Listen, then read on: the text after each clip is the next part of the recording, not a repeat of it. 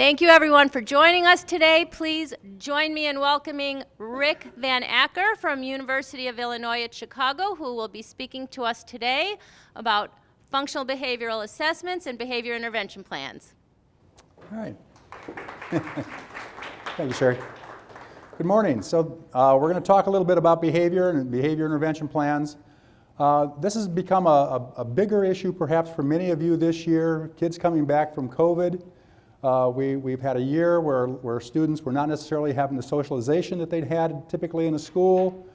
They weren't involved academically to the same level. They were staying at home and in some cases being exposed to some homes that may have had some challenging issues that just added to the students' challenges.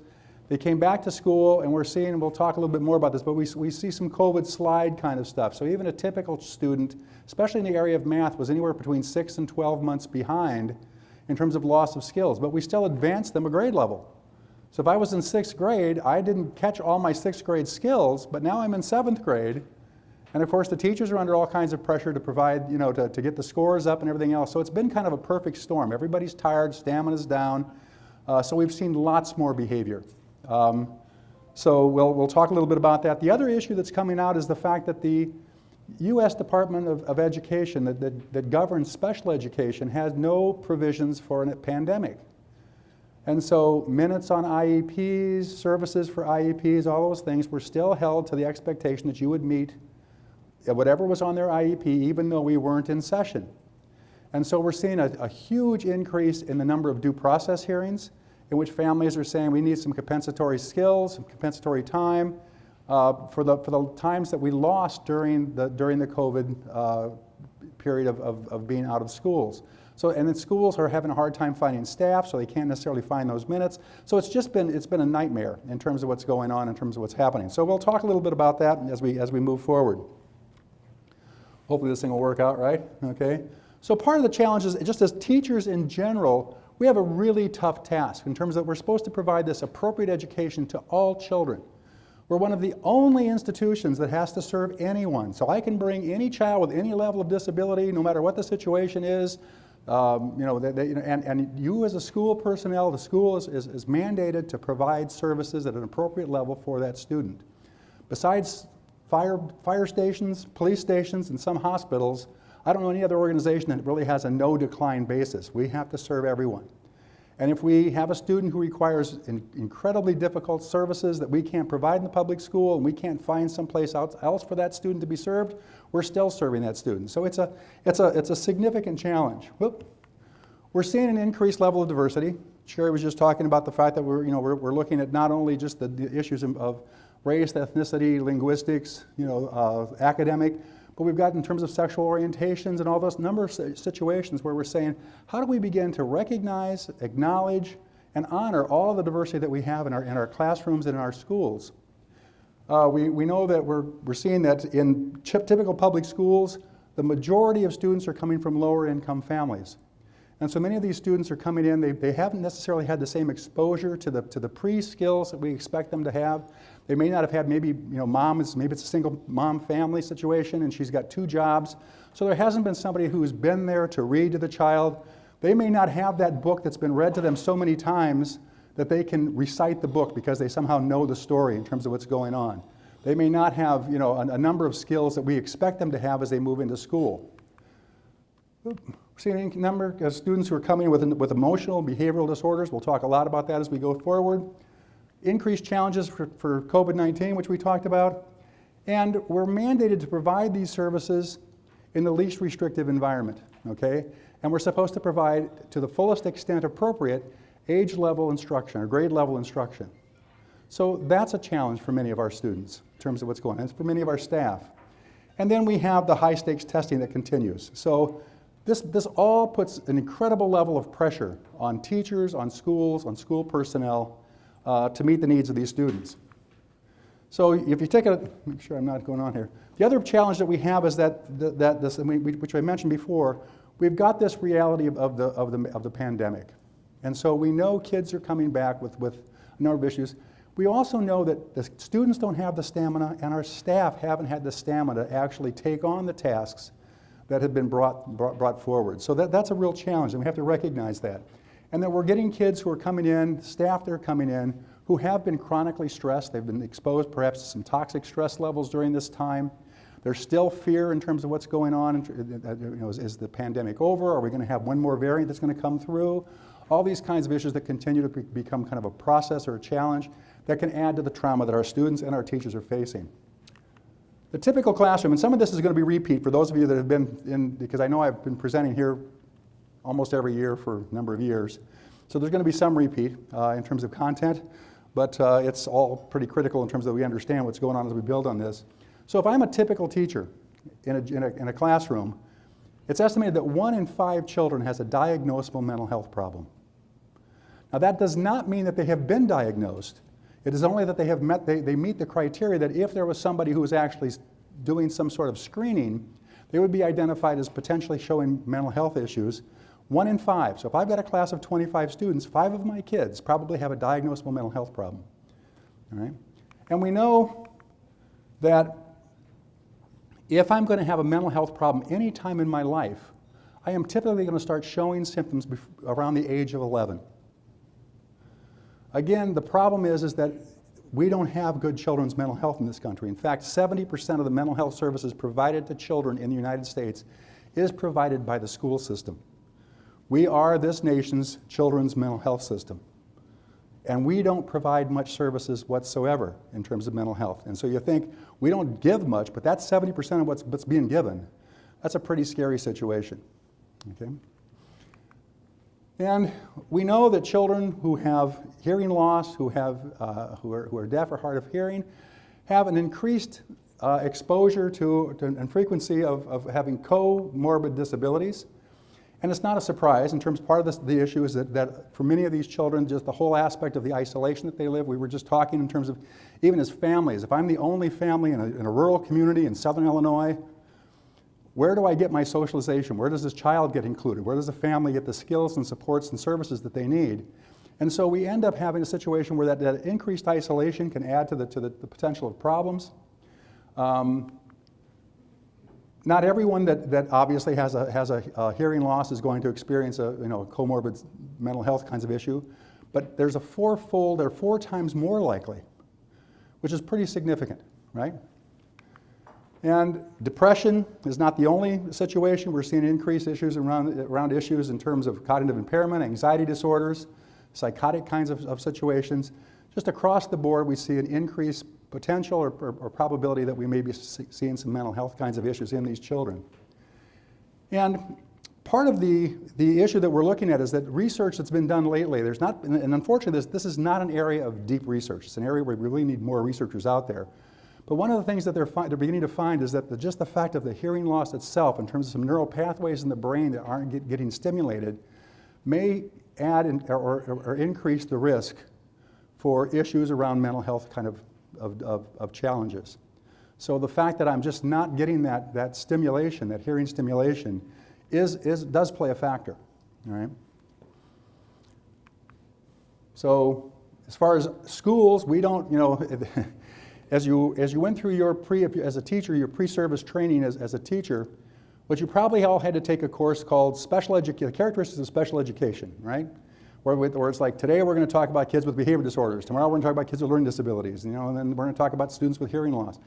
And you got one day kind of on, here's the disability, right? Disability of the day kind of a situation.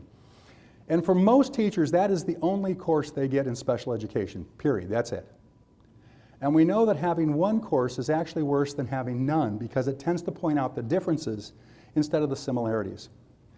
And when they were talking about, here are the nature, the disabilities that are recognized by the IDEA. These are special education disabilities, and these are the ones we worry about as educators. And then they may have said, there's this other category called the DSM-5. All right, it's the diagnostic, statistical manual for the American Psychiatric Association. That's not us.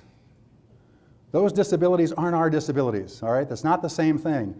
And that's usually about all we ever got in terms of mental health, was that the mental health issues aren't our issues. Like somehow if I've got bipolar disorder, I'm leaving that on the doorstep before I come into your classroom.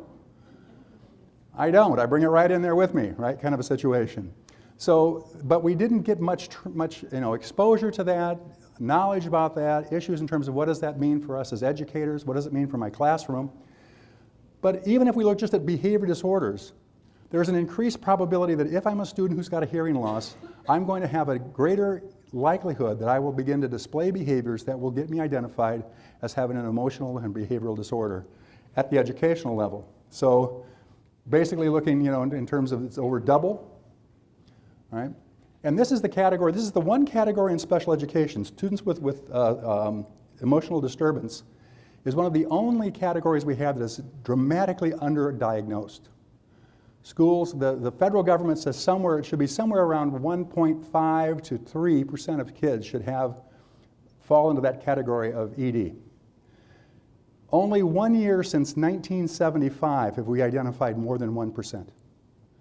So it is the most under-identified, and part of it's because just even the name, it's not a disability that parents are going to embrace, right? You don't want to hear that your student has an emotional disturbance.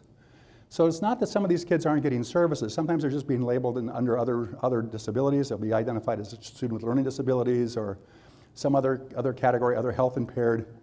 And they'll still be getting some services, but they're not getting services for ED. So even this doubling probably is the same situation in terms of it's probably even greater than twice as likely that students would fall into that category. Again, we know that, kind of timely intervention in terms of improving their hearing, getting any kind of situation, whether that's hearing aids or cochlear implants, has been shown to have an impact in terms of mitigating and preventing some of those issues. Oh, sorry. Kind of the untreated, and many of you as behavior teams, you're seeing this in spades, is the fact that as children begin to age, problems become much more challenging. So I don't know what you're seeing in the schools you're in. When the schools that I'm going to, what we're finding as kids come back from COVID, if I am in 4th grade or lower, what I'm seeing is a lot more problems in self-regulation. We're seeing kids elope, run through the schools, hide under their desks, and we're probably a huge increase in the level of anxiety that's impacting that issues of self-regulation. For our kids 5th grades and up, what we're seeing is much more, the anxiety is leading to aggression. So we're seeing more fights in our schools, we're seeing more situations where students are being suspended, being expelled for behavior. So, and as I get older, my behavior, if I'm this tall and I'm hitting, that's a problem. But it's not the same problem as if I'm this tall and hitting.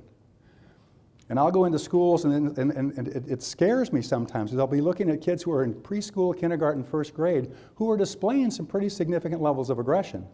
But the school is like not serving them. That's kind of like trying to, it's like the kids do a better job of changing our behavior than we do at changing theirs. And so all of a sudden staff are doing anything they can do to never get this kid so dysregulated or to accelerate their behavior that they're kind of giving in. And so what the kid is even learning more of is that this is a pretty effective way to control the behavior of adults. And it becomes an even bigger problem, and we just keep pushing this and pushing this and pushing this until all of a sudden the kid is so large and is so old that he's asking for things we can't possibly meet. And now we want to try to intervene. I'm working with a student in Indiana that weighs 350 pounds. He actually put the special education director through a window. And it's kind of, I look at the file and I'm going, this has been showing up since kindergarten. Why are we just working on it now? He's in high school now. It's like now you're hiring people by the pound to work with this kid, right? Why didn't we work with this when he was here? This is a kind of a scary situation. So we're seeing much more of that in terms of behavior. So if we look at in terms of children with hearing loss and behavior disorders, we know that there's a lot of behavioral assessments that are being utilized in terms of the typical ones: child behavior checklist, the Vineland adaptive behavior scale, strengths and difficulties questionnaire. So if you're looking in terms of if I'm assessing kids, these are some pretty common ways that we're looking in terms of what's going on. Nearly a third of the children with hearing impairments are displaying some kind of internalizing the behavioral disorder, and that can be social withdrawal, some sort of, and those oftentimes get overlooked by staff because oftentimes when kids are kind of acting in, that doesn't disrupt my classroom. So I oftentimes don't recognize that. In fact, this was not a student with a hearing loss, but it was a little girl. We were in Oconomowoc, Wisconsin. And they were doing a lot of inclusion of children with special needs into the regular classrooms. And one of the school board people said, "Does this inclusion stuff really work? Are we really gaining anything to these kids? What do we find when we put these kids in regular classrooms? Because it seems to be taking away from my daughter, who's not disabled, from her quality education when we're putting these kids with problems into her classroom." So they wanted to look and see what was going on. So we went in, and one of the things we wanted to find out was, were children who were being brought into general education classrooms, were they in fact finding their way in to the social networks in the class? So we would do things like ask kids, name all the friendship groups you can have. So you'd give them a sheet of paper and they'd be like numbers, and you'd say, okay, so start with yourself. Well, I play with Jimmy and John and Alex and Sam. And then I know that Michael and Bill and Stu play together, and Mary and Susie and Juanita play together. And they named as many play groups as they possibly could. Now what was interesting there, if you ask boys and girls to name play groups, who do you think can name the most play groups? Girls, big time, right? They've got the front page, they flipped it over, and they've got things like, Mary thinks she's part of this group, but she's really not, right? And it's like, whoa, okay. Guys can usually name their group, one other one, and one of the most popular girl group, and then they're done, their sheet's over, right? Okay, we're finished, okay? So we would look and say, did they find their way into groups? And what we found is that they did find their way into groups, but oftentimes they were in the groups that were not the most socially desirable groups. They were oftentimes finding their way into the kids who may be a little bit more problematic or had some other kinds of issues that you may be at least concerned about the fact that this would be my friendship connection.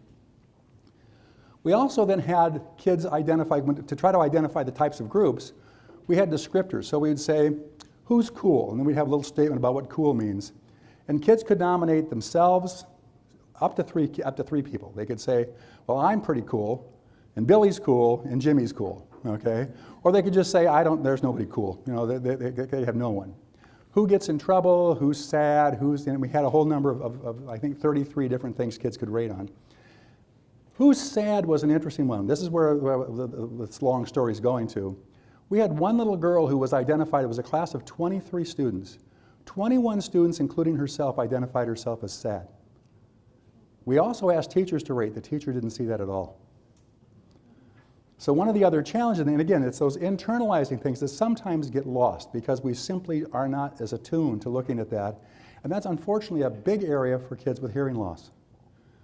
So it's one of those things where maybe, if you're working with schools, working with teachers, anything you can do to kind of heighten their awareness of what does that look like? What should they be aware of when they're looking at their students? Compared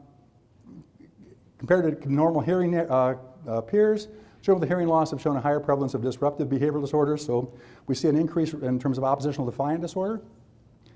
And oftentimes this comes out, we see this also in children with ADHD. And what happens is all of a sudden they're getting lots of reprimands, redirections, errors and stuff that are tied to their disability, to the issue that I didn't hear I didn't understand, or I didn't hear what you were asking me to do. I'm not trying to be non-compliant. I just didn't catch what you wanted me to do. But all of a sudden I'm being reprimanded because I'm not engaged in the behavior that I didn't know what you wanted in the first place. And when you find yourself starting to especially if in schools unfortunately still tend to be pretty punitive. And when I start getting punitive responses to behaviors that are part of my kind of being, and it's not something I'm intentionally trying to do, pretty soon I begin to feel that this is not a fair place.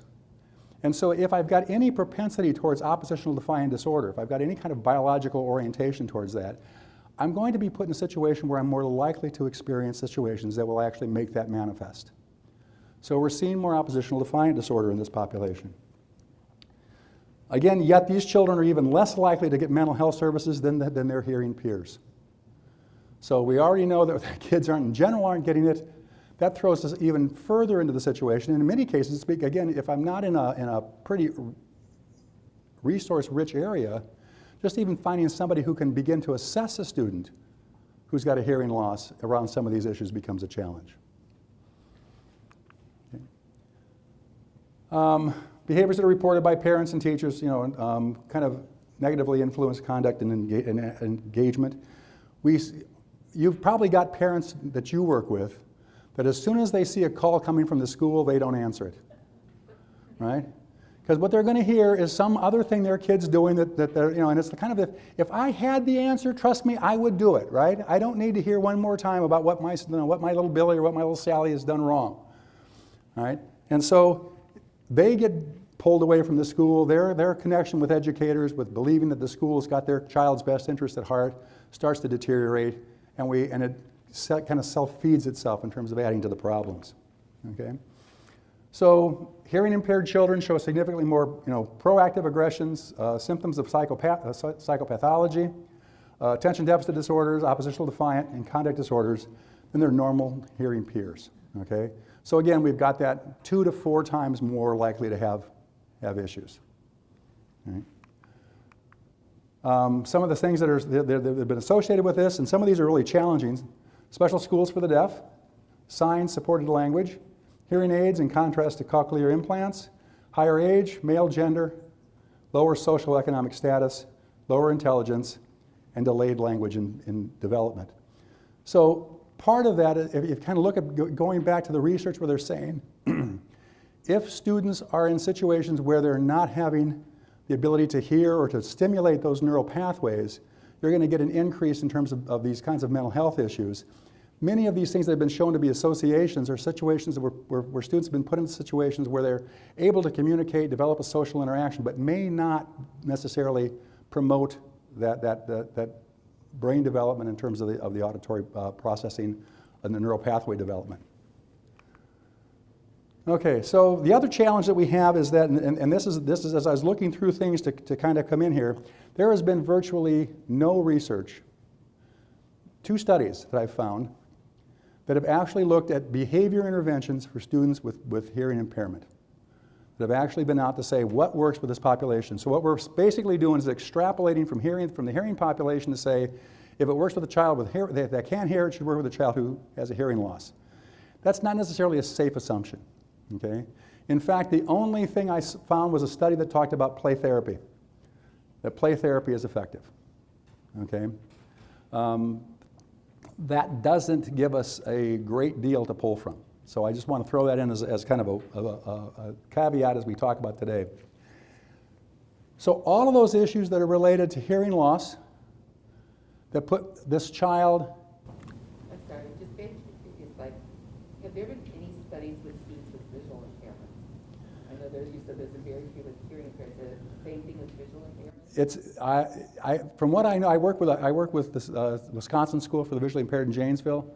Can you repeat the question? Sure. The question is that so while that's true for children with hearing loss and hearing impairments, is the same thing true for children with visual impairments?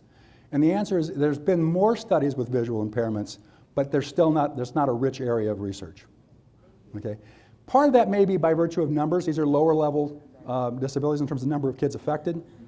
So there probably isn't the research money made available to the population, nor does it have the same readership. Excuse me. So that may play a role in it, but it really is an area of dire need. So if any of you are working with universities that have programs for visually impaired or hearing impaired, try to get them to, their faculty to get their doc students and stuff to really start tying into the research and doing stuff, because we really need more information out there. All right, so on top of all that, we've still got COVID. And your students too, or for the most part, depending on where you were at in the state and what schools were doing what, spent a year basically in isolation in their homes kind of a situation with their families, and were receiving whatever education they were doing it virtually, which is a challenge. And so this past year has kind of resulted in limited exposure to structured learning. And this is, again, not just kids with challenges that we're suffering. Almost everybody showed some level in reading and math, especially math, a lack of growth in skills. And if I'm in a family that was not computer savvy, that seemed to be a big issue in terms of what was going on. Some schools were struggling in terms of even having the servers and the computer hardware to be able to provide that to their students so that they could continue to stay connected. What was going on? And the students themselves. My grandson, I've got 3 grandkids, the granddaughter and 2 grandsons. My oldest grandson is a very good student, very, very capable, he's on top of things. I would go over, because my littlest one is, if you look up ADHD, you'll see my littlest nephew, my littlest grandson, Nico, his picture would be right there. He's like dyed-in-the-wool ADHD, right? So I would oftentimes go over and work with him as he was doing his work. I would go in to check on my older grandson, and he would have his Chromebook open, and he would be sitting here like this. So if the teacher was looking, I'm attending to what's going on, right? Behind him was the larger computer screen in which he was playing the game. So anybody who was looking at him would say, yes, he's there, he's attending, he's engaged. He wasn't, okay? He was playing his video game, so we'd have our battle, so in terms of what's going on.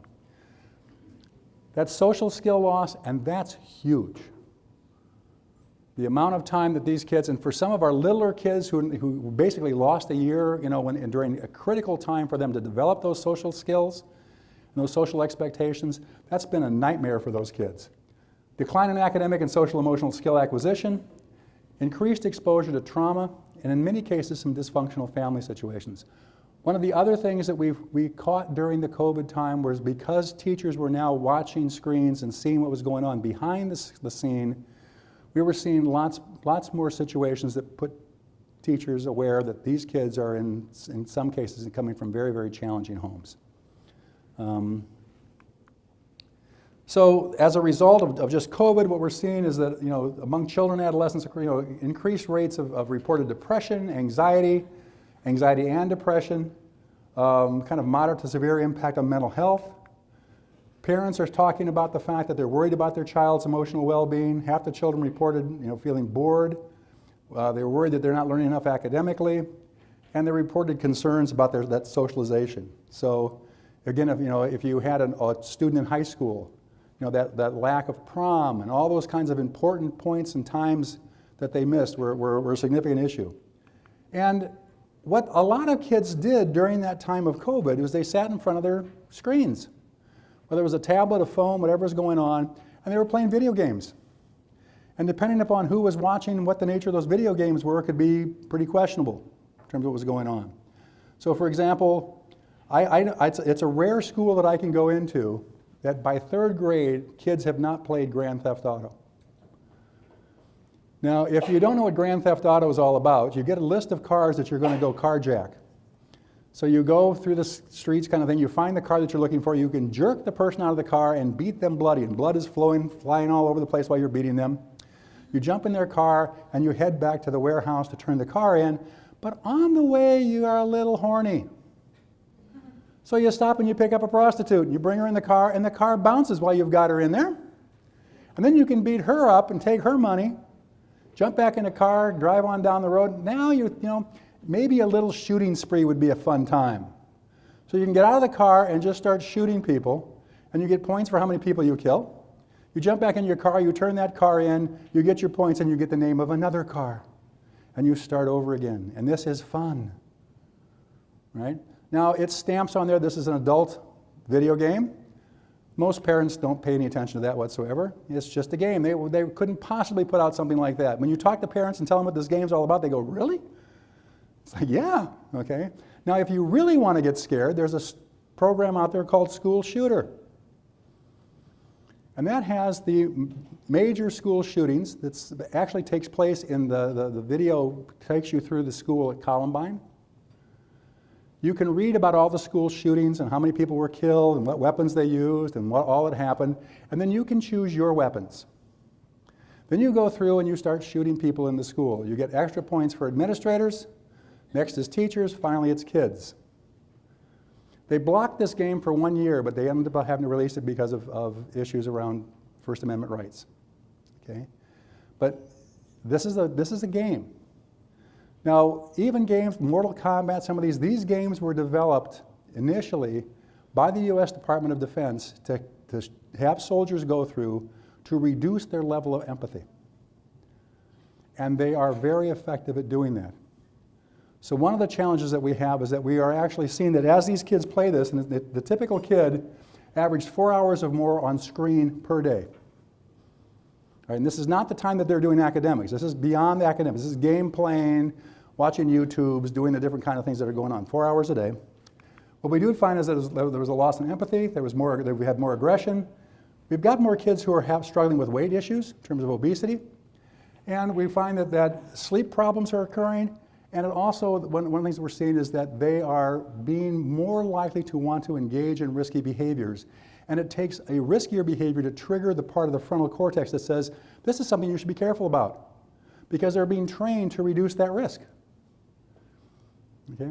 Now, if you want to have an interesting afternoon, there's a video documentary called Screenagers. So instead of teen, it's Screenagers. It's basically set up for school districts to view with their teachers. You can have, it's got a workbook that kind of comes with it. You can actually go through and bring parents in and have a parent meeting. But it reviews all the research that we currently know about the issues around screen use. What do we know that's good? What are some of the problems that we're facing? Because this is kind of one of those things that the genie will never put back in the bottle. It's here and it's here to stay. And there are some really significant advances by virtue of having this media available to us, but there's also some significant costs. And what's kind of interesting is that it allows for a really strong discussion between educators and parents around what are you doing when you hand your child that telephone? What's happening when you hand the child that tablet? You know, what role should you play? What should you be aware of? Okay. One of the things that we're seeing is an increase in the number of kids who are engaged in highly destructive, aggressive behavior. So some of you have probably seen classrooms like this after a student has gone kind of through a rampage where all of a sudden they've escalated their behavior. And I'll go into some classrooms and it's kind of they've got a student who's likely to do this, and the teacher still has all of these bins and stuff out, and I'm going, how many times do you want to pick this stuff up? You know, it's in some cases what we have to realize is that the days of having all this stuff open and available and ready is maybe not here anymore. You know, it's time to put things where you've got more of a challenge to get to some of this stuff, because we've got kids who are losing their ability to self-regulate and who are engaging in highly disruptive and destructive behavior at a much higher rate. So we're seeing some kids who are engaging in dangerous behaviors, some high rates of destructive behavior. We've got kids who are running out of the classroom, they're running down the hall, and they're tearing everything off the walls as they're going. Right? Those kinds of things that are happening. So, both of these can add to injury. We're also in a situation where there have been dramatic changes in our ability to utilize restraint and seclusion. So now if a student is not engaged in a behavior that is imminently likely to result in serious injury, you can't touch them. Now, if I'm this big, now not that the kids this big can't engage in behavior that's seriously injurious, but much of it's not. They can be pushing, they can be striking, they can be hitting. It's not seriously injurious. Just because I get pushed or touched doesn't give me permission that I can now touch back. That's a real challenge for teachers. We're struggling with what is that? Well, what do we do with these kids? We have to educate them. They're tearing stuff up. What can I do? You know, so we're dealing with that. So we have to evacuate all the other students, and that's becoming a challenge for us in terms of other parents are going, you've had to take my child out of the classroom 3 times this week. What's going on? What's happening here? You know, this doesn't make any sense that my child's suffering because of little Billy. Can't you do something for Billy? And so as educators, we're struggling with this whole issue in terms of where does this fall, how is this going to come out in terms of what's going on. That removal of the target student can become a challenge, right? And even one of the things that we're finding is that this issues around education, demands of education, the limitations on restraint and seclusion, don't only impact us in public schools, it impacts every private program also. So across the state, we're seeing a lot of private programs closing because they can't provide the services that are necessary for the kids that you want to refer to them, given the current mandates. And so now when a school says, I've got a student that needs a more restrictive environment, needs an alternative placement, finding those placements can be a challenge in terms of what's going on. So we've got a lot of things that are going through. So we've seen this before, I've brought this in before, but we're going to go through it again. As we've got a student kind of going down the road, everything's great, life is wonderful, and all of a sudden you say, take out your math book. And the kid doesn't like math. And all you've got to do is mention math, and all of a sudden my anxiety level goes up. And so that becomes a trigger. And the student starts to mumble and grumble, I hate math, I hate this, this sucks, I'm not going to do this shit. Right, all this, and you're yourself, no, you can't swear. You know, there's no swearing in my classroom. And we start getting through this kind of situation. So you've got the trigger, And all of a sudden the student starts to escalate. And for many of us, we don't know quite what to do with that escalation, right? We'd like the student to calm down, we'd like to find some situation, but oftentimes they're beginning to engage in behaviors, and sometimes we inadvertently start moving right up the chain with them. So if all of a sudden the kid said, math sucks, I'm not doing this shit. Now we forget about math, now we're talking about swearing. You can't swear in my classroom. And I love it when teachers say you can't swear in my classroom. Because I always want to say, yes he can. He just did. And the minute you say you can't do this in my classroom, what is the kid going to do? Let me show you some real words. I'm going to tell you things you've never heard before, right? All of a sudden we've got an increased kind of situation like that. So it escalates, and it can ultimately end up in that situation where the student begins to become destructive or aggressive, and we get this kind of assault crisis going on. All right? And that's when minutes seem like hours, and the ability to remain calm yourself becomes a challenge. That giving that child a bit of time to vent becomes very difficult to do. But if we can survive through that, we'll ultimately go into a situation where the student moves into recovery. Okay? Are you switching out?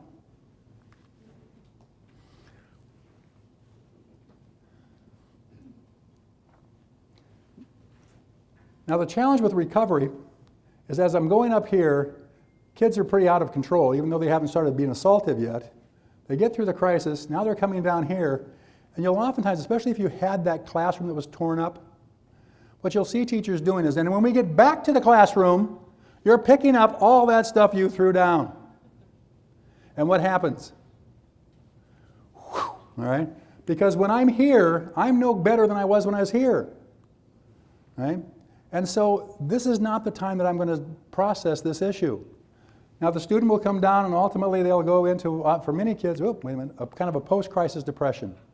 So when it's all said and done, now they're sorry. They're afraid they've alienated you. You might be the only teacher who likes them.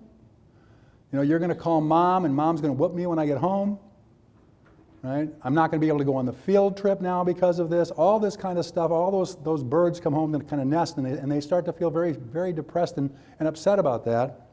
But then ultimately they'll come back to the baseline. This is when you want to start talking about consequences, when they're back and calm, not during the time that they're in crisis.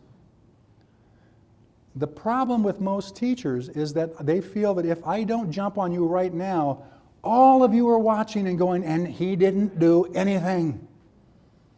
Right? And so I feel like I've got to jump on this, even though it doesn't make any sense whatsoever and actually makes things worse. So again, anything you can do to help the teachers that are working with the students that you're having, if they've got some behavior problems, to understand the cycle and to realize that different points of the cycle require different issues. And the other thing to keep in mind is that as I move into my crisis, my body goes into fight or flight. And as I go into fight or flight, all the blood gets pulled away from my brain and from my internal organs, and not all of it, but a lot of it, and gets shunted out to my arms and legs so I can either run or fight. My body floods with adrenaline to give me kind of more energy, more strength, and more endurance.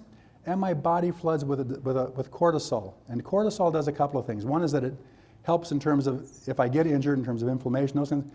It also shuts off the upper cortex of the brain, because it says this is not a time for thinking.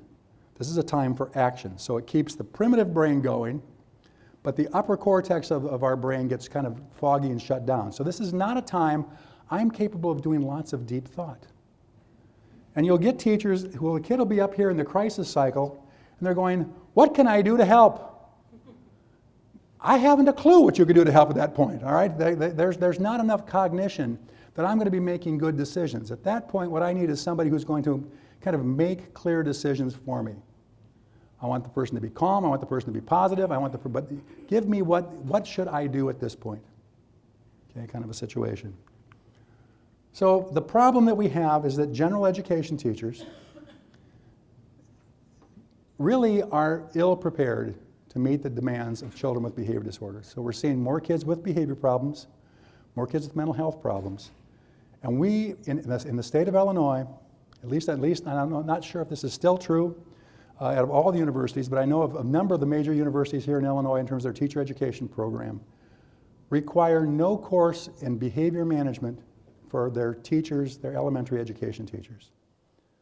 I've still got colleagues at the University of Illinois who say if a teacher has a good curriculum, they don't have to worry about behavior. And I look at them and I go, when the hell were you last in a classroom? You better have a good curriculum or you're just flat out dead in the water, but that is not going to carry the day. At this point, my having a good math program is not going to help a student who's struggling with anxiety issues, right? What am I going to do in terms of dealing with some of this kind of situation? So, again, they come into the classroom and they don't know what to do, right? The real challenge that we're facing even in our special education is as Illinois, as many states did, went to the idea that instead of having categorical special education certification, we were going to do this Learning Specialist 1. So now I get a thin veneer of knowledge on a number of disabilities and no depth in anything. So many of our special ed teachers only have one more course in behavior than our general education teachers. So you bring a student who's really struggling with some serious emotional kinds of issues, some mental health kinds of issues, they're not a whole lot more prepared than their general education peers in terms of what we should really do about this, okay? So that's a struggle. That's something that we're struggling with, okay? What happens is that unfortunately in many of our schools, what we teach teachers to be ready for is this motivationally ready student. I want to learn, I like to learn, I've got parents at home that are going to work with me. Just give me the content and do it in a nice way. And lo and behold, here's my, I've got competent instruction, I've got kind of some enrichment activities. And lo and behold, the kids get the desired outcomes. The problem is that we're seeing more kids who are coming in not very motivated, lacking those prerequisite knowledge and skills, and have more vulnerabilities. Or even more, that maybe they're actually avoidant. They're very deficient, and they've got some other kinds of overlying kinds of issues that are getting in the way of their learning. And now we've got all of these barriers to learning, that teachers have got to be prepared to deal with. And they're not. They're simply not prepared. And so what happens is that oftentimes we still tend to utilize kind of banishing students who are having problems. So if you're causing a problem in my classroom, say math sucks, then I'm sending you to the office. And in most of our schools, if I send a student out of my classroom, how long are they out? At least all that period, right? So I didn't understand math. I said math sucks because I can't do this anyhow. You now send me out of the classroom for that math class. I come back in tomorrow. I'm now more prepared to do well, aren't I? Okay, now I've lost one more day of instruction. I've got no clue what's going on, and we do these things that tend to kind of perpetuate our problem, as opposed to saying, what are we going to do? Now, there may be times where a student's behavior is so disruptive, I have to remove them from the classroom. But that's a crisis management issue. That's not the answer. What am I going to do that's actually going to give this kid a seat on the bus? Okay? So a little joke here. Right? Let me get this straight. If I refuse to go to school, they throw me in a dungeon with no food or water for 10 years. That's right. But if I go to school, I go for how long? 12 years. It's worth thinking about, isn't it? Okay? Right? When you think of, I oftentimes watch students, one of the things, and those of you that I've actually been in some of your classrooms over time, one of the things I almost always do when I go into a classroom is I'll take data on the level of the number of positive statements and positive acknowledgments to the number of times a teacher tells a student they've done something wrong, whether it's a reprimand or a redirection or an academic correction. Okay? So what you really want, and we'll talk about this in a few minutes, what you want is that basically what the research has shown is if I'm in a classroom and I'm getting more messages of failure than I'm getting messages of success, I am not going to do well in that classroom. And it's not just correlational research. If we go in and can actually change teachers' delivery of those situations, you're going to actually show improvement. A class as a whole, if as a whole class, the class is getting more reprimand and redirection than they're getting praise and positive acknowledgement, as a class they won't do as well. Okay?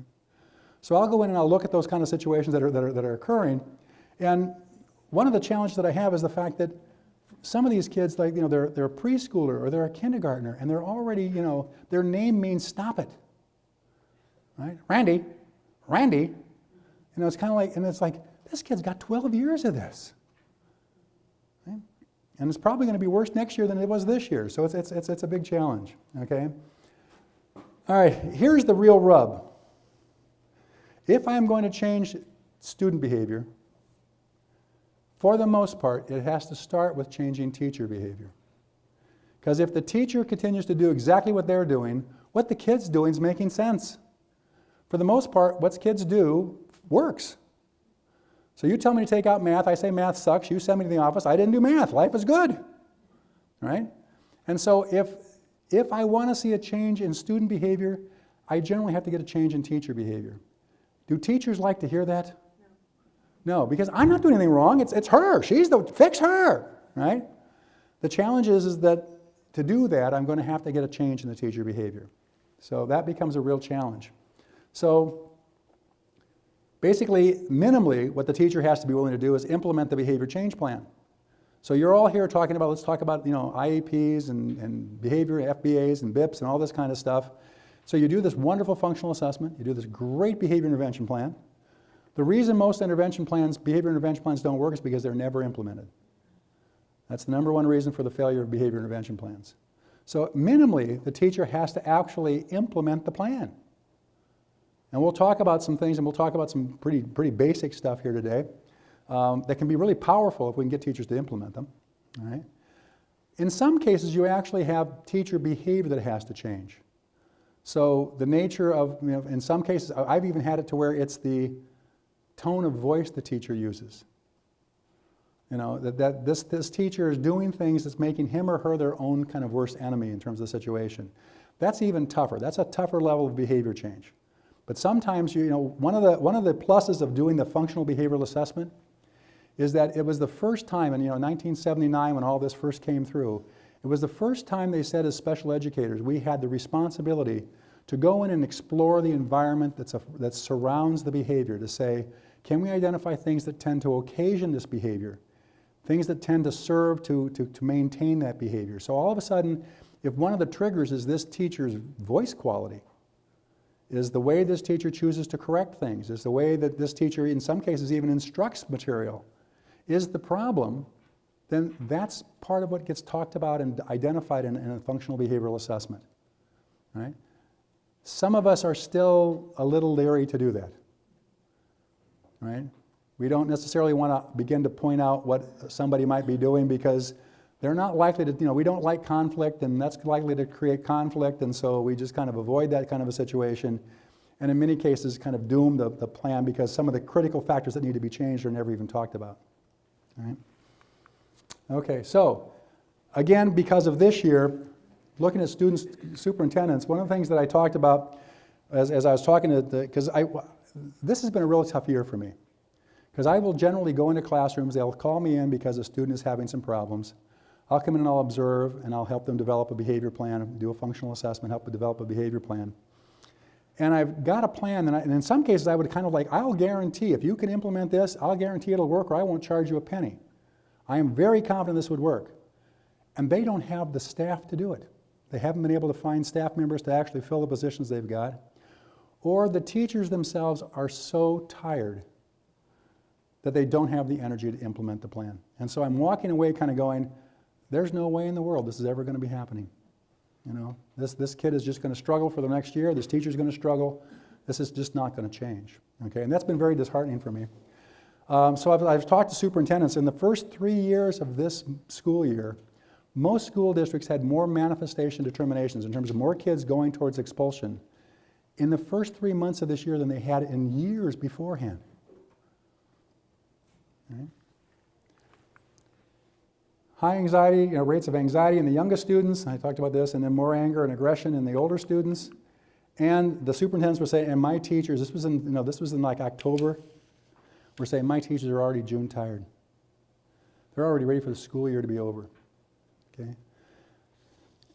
As we look at next year, they're anticipating 3 to 4 times more teachers leaving the field than typically. We are going to be, as a country, in dire straits to fill positions. And a couple of things will happen. Either we'll start seeing that there's just empty classrooms where we're doubling kids up. We've done that in some of the school districts now. So we'll be dealing with larger classrooms. They will probably start doing some just those emergency licensure kind of things where it's kind of like, if you think you want to be a teacher, you can be. Just promise me at some time in the future you'll take a class and we'll let you teach. And, so that they have a body in front of that classroom, which, I can understand the need to do that, but it's like now we've got a lot of people who have got virtually no skills in front of that class, and it's up to their own kind of natural ability in terms of whether we're going to see growth or what's going to happen. So I don't see next year being a whole lot better than this year, and probably at some levels a little bit worse. So I think we've got to be prepared for that. I think as you're doing your IEPs and planning and doing different kinds of things, being very realistic about what are we facing as far as the kinds of supports that need to be in place to provide the level of services that we need to have for our students. All right, so this is kind of good news, right? When we have teachers who are kind of ill-prepared to deal with behavior, we get things like this kind of situation. So this is a teacher. She's dragging this student by her hair. This is an actual photograph that was taken off of a hallway video in a school. If you ever want to have a very disturbing afternoon, go on YouTube and put in "bad teacher." Because now every kid has a phone, so kids are videotaping stuff all the time, right? And it's amazing the stuff that we're seeing in classrooms. It's scary, the things we're... Now, this teacher didn't get up that morning and go, you know what I'm going to do today? I'm going to drag a young lady down the hall by her hair. That's what I'm going to do. She did not come to do that. She came to be a teacher. She came to do the best job she possibly could. And because of her frustration, got into a situation where this is what she was doing, and she then lost her job and faced a lawsuit. Okay? This was not her intention, but it was her action. So part of what we have to do is we have to understand students' behavior. That's why we do the functional assessment. Do I understand what this behavior is all about? And it is a very serious activity. Schools, depending on what's going on, I was actually in a school district, this was like last year, I think, or the year before last, I guess. I was in a school district up in way north in Wisconsin, talking to the social workers about FBA and BIPs. And I started talking about the functional behavioral assessment, and the social worker says, when did this become something we had to do? I'm kind of like going, 1979. Oh my God, you guys don't know about this? So this is still kind of an issue that, depending upon your school and what's going on, how much schools really pay attention to this is still pretty widely diverse in terms of what's going on. But one of the things I want to make sure of is that as I look at the behavior, do I have a specific behavior? So I do a lot of work. I get called into situations when there's going to be a due process hearing. So, and oftentimes parents, lawyers, if there's a problem, they go to a due process hearing and the student has a special education, is eligible for special education, they will say, does your student have a behavior intervention plan or an FBA? And if the parent says no, they're going to say, well, does your student have any behavior that interferes with their learning, the learning of others? And if the answer is yes, they will make that an issue on the due process hearing. If the parent says, yes, my child does have an FBA and a BIP, they will make that an issue on the due process hearing. Basically because schools will almost always lose when that's an issue. Because schools will have been found to have not done an appropriate job. Okay? So it's almost a slam dunk, and parents, lawyers need to have a slam dunk on something, because that's when the school district is going to have to pay part of their salary. So they've got to have something they're going to win on, and that's almost a guarantee win. All right? I don't know what it would be now if they did it, but they did some research a number of years ago, and what they found was schools were only shown to have done an appropriate job 6% of the time. So it was a 94% guarantee for parent lawyers that if I make the BIP and the FBA an issue, I will win. All right, at least on that issue, okay? So the number one issue is the behaviors are too blurry. The operational definition, what you identified as your behavior, that's right where it starts, and it goes to hell right there. And it will be things like disruptive behavior. And then they list a whole bunch of things this kid does to disrupt the behavior. But as you read that list, it's like these are all separate behaviors. There's no reason to necessarily believe each of these would serve the same function. He may run out of the room, which is disruptive. He may also drop to the floor. He might also talk out. He might also, tear papers. They're all not necessarily serving the same function in terms of what's going on. So right off the bat, the school has been shown to have not done an appropriate job. So am I clear about the behavior? All right? So the operational definition, we've done, I'm not going to spend a lot of time on this. We did this before, and we talked about doing some of this in earlier sessions. But it's basically kind of a description of the behavior that is a problem in observable and measurable terms. So I could give this sheet of paper, once I write this down to somebody who doesn't even know this student, they should be able to read that and say, yes, she's doing it, or no, she's not. All right? It's clear enough that they understand what the behavior is. The other thing I have to have for a lot of behaviors is a response definition. So not only an operational definition, but when do I know it happened once? So if I'm a student and I go, math sucks, I'm not doing this shit, you're stupid. I hate this crap. This school just stinks. And part of my target behavior was swearing. How many swear words did that kid just engage in? Okay. So 3, 1. Any other guesses? 0. Okay. Weren't you all in the same room? How can we go from 0 to 3 watching the same behavior? Because we had no clear identification of what really qualified as swearing, nor did we say, when does it happen one time? So do I want the person to be kind of counting every word? Oh, he said shit once, and he said sucks, right? And that's 3, 4, 5. Or do we want to go, you know what? It's 1 until he stops making these comments for at least a minute. It's not like 1 is right and 1 is wrong. It's just you've got to be clear. What am I doing so that if I send 3 people in to collect data, they're all going to count it the same way. All right? And if you would, I don't know, how many of you have ever been to a due process hearing? Anybody been involved in a due process hearing? They're a great time, aren't they? You come out of there, you want to take a shower. It's like, God, I feel dirty after this. Okay. They're going to make you feel stupid, right? But the lawyers will do things like say, okay, so Billy swears? Well, I can see that's a problem.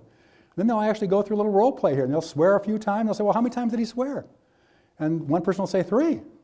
And I'll bring you in, because and you'll say 0. And I'll bring you in, and you'll say 1. And as a lawyer, I go, well, hell, it's no wonder that this thing isn't working. They don't even know how many times this damn behavior is occurring. All right? And they've already won. Okay? So, do you understand the behavior? All right?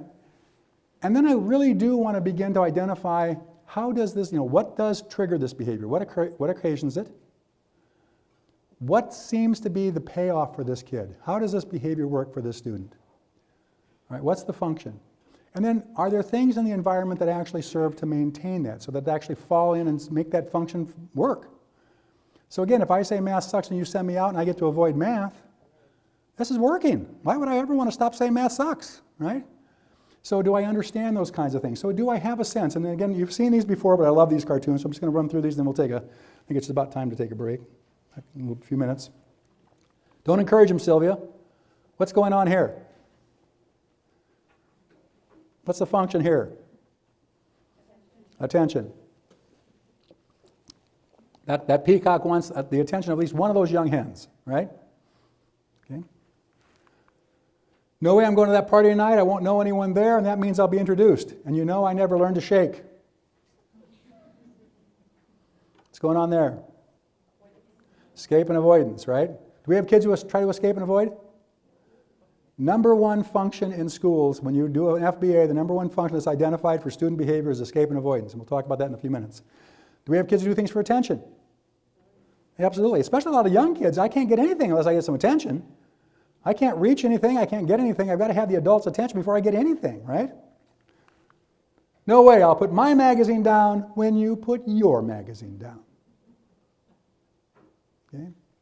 Little power and control, right? Kind of a thing going on. Do we have kids who do that?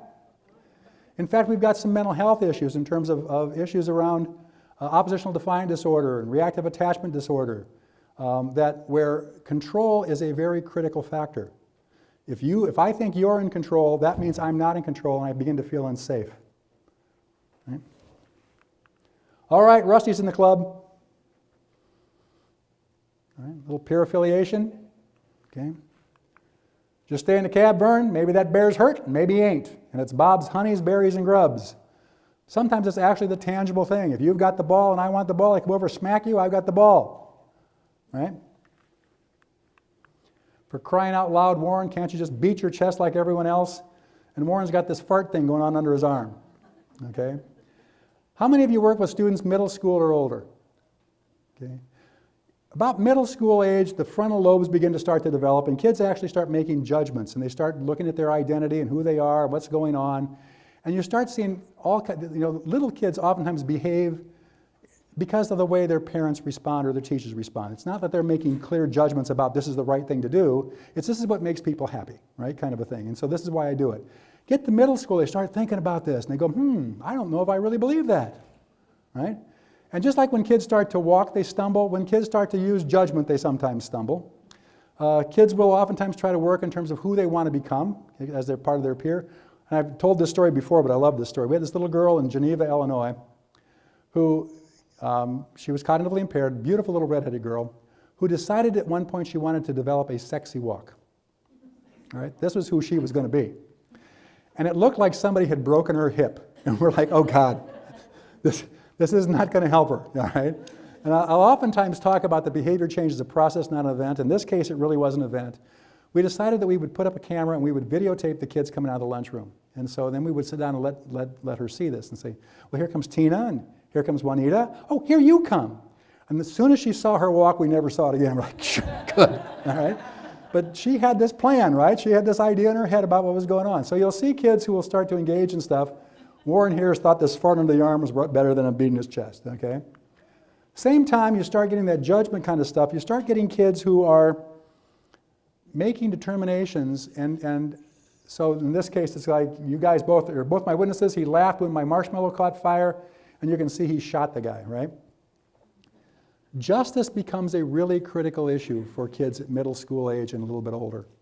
Are you being fair? Are you being just? Are you being, And all of a sudden, you will oftentimes see kids who will throw themselves in the breach because you get the teacher who becomes sarcastic, or the teacher who does something that violates that student's belief about how they should have treated their friend of theirs. They will stand up and fight for that situation. So that justice and revenge starts to become a real critical issue, okay? Now, escape is the number one function in schools. You've got to be careful with escape, okay? So, all right, is escape and avoidance a basic human need? Think so? Some people are nodding their heads.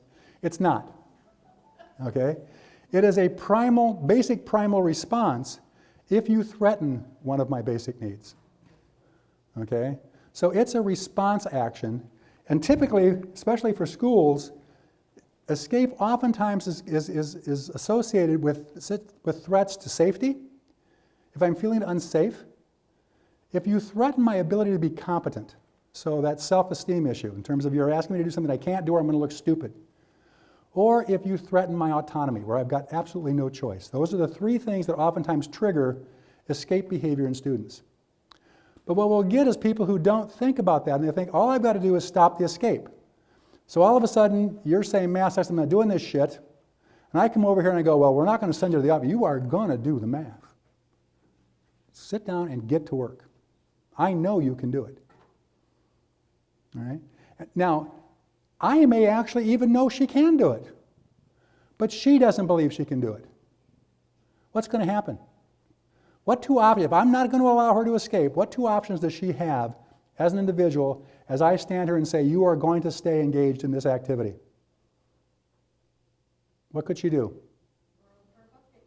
She could escalate and blow up, right? She could say, yeah, watch this. All right? Desk goes over, the iPad gets torn in half, kind of whatever's going on. What else could she do? Walk out. She could walk out, all right? She could absolutely just shut down too, right? Okay? So part of the issue is when it's escape, what I've got to ask myself is what's going on for the escape? Is this a situation where there's some other issue being threatened? I was in a school where a little preschooler eloped out of the classroom, running down through the building, ultimately slid into the teacher's lounge, slid under the table in the teacher's lounge. It was a couple of tables pushed together. On his way past the cabinet, he grabbed a butter knife off the cabinet. He is under the table with a butter knife. There are 4 teachers, all of them bent over, all of them trying to grab him, all talking to him at one time. And I'm sitting there kind of going, wow, if I am under a table with a butter knife, what do you think I'm telling you might be the thing that I'm feeling? I'm not feeling real safe, right? And I've got 4 people all squatting down trying to grab me. Does this make any sense at all? Right? So what happens is that we get caught up in our own stuff and we don't take the time to sit down and go, what's really happening here? Right? How is this behavior helping me understand what's going on? So you've got Maslow, right? We've all, 1954, although Maslow never ever drew a triangle. I always think that's interesting. We did that later into his research. But basically, we've all seen this whole issue that basically I've got layers of needs, and if the layer underneath has not been met well, I'm not going to do well at meeting the next level. So do we have kids who come to school with their psychological needs still challenged, especially some of our kids with hearing impairments? Yeah. And so what are we doing to deal with that? And some schools are really good about providing programs and support, others not so much. Okay? What's going on? Do we have some of the physiological issues in terms of hunger, warmth, all those kinds of things? Safety, do the kids come with all their safety needs met? No. Sometimes it's the teacher and the school itself that they're feeling unsafe in. I don't feel safe in this classroom. I don't feel safe in this school. I don't feel safe in this situation. All right? Love and belonging, do they have all their love and belonging needs met? All of our kids. Not all. Then they've got esteem and accomplishment, self-esteem and accomplishment. And schools, I think, sometimes think that Maslow was wrong because schools are all about progress and competence and working on skills and doing things and showing that you've mastered content. And so if all of a sudden she's saying math sucks, I'm not doing this shit, I throw her out of the room. So if she's not showing me competence, I'm not going to allow her to belong. All right? If she doesn't feel like she belongs, why would she ever risk that she's going to try to do this kind of the situation if she's not feeling comfortable about what's going on anyhow? I've got to give her that sense of belonging. Okay? So we're going to stop here and take a break. I think it's about time. Yeah, a little bit early, but we'll take a break. So it's 15 minutes. So I've got 10:40. So we'll come back at 5 minutes till. Make sense? I guess people a chance to stretch, get another banana, get some coffee. Think about questions. We'll start with questions and comments when we get back.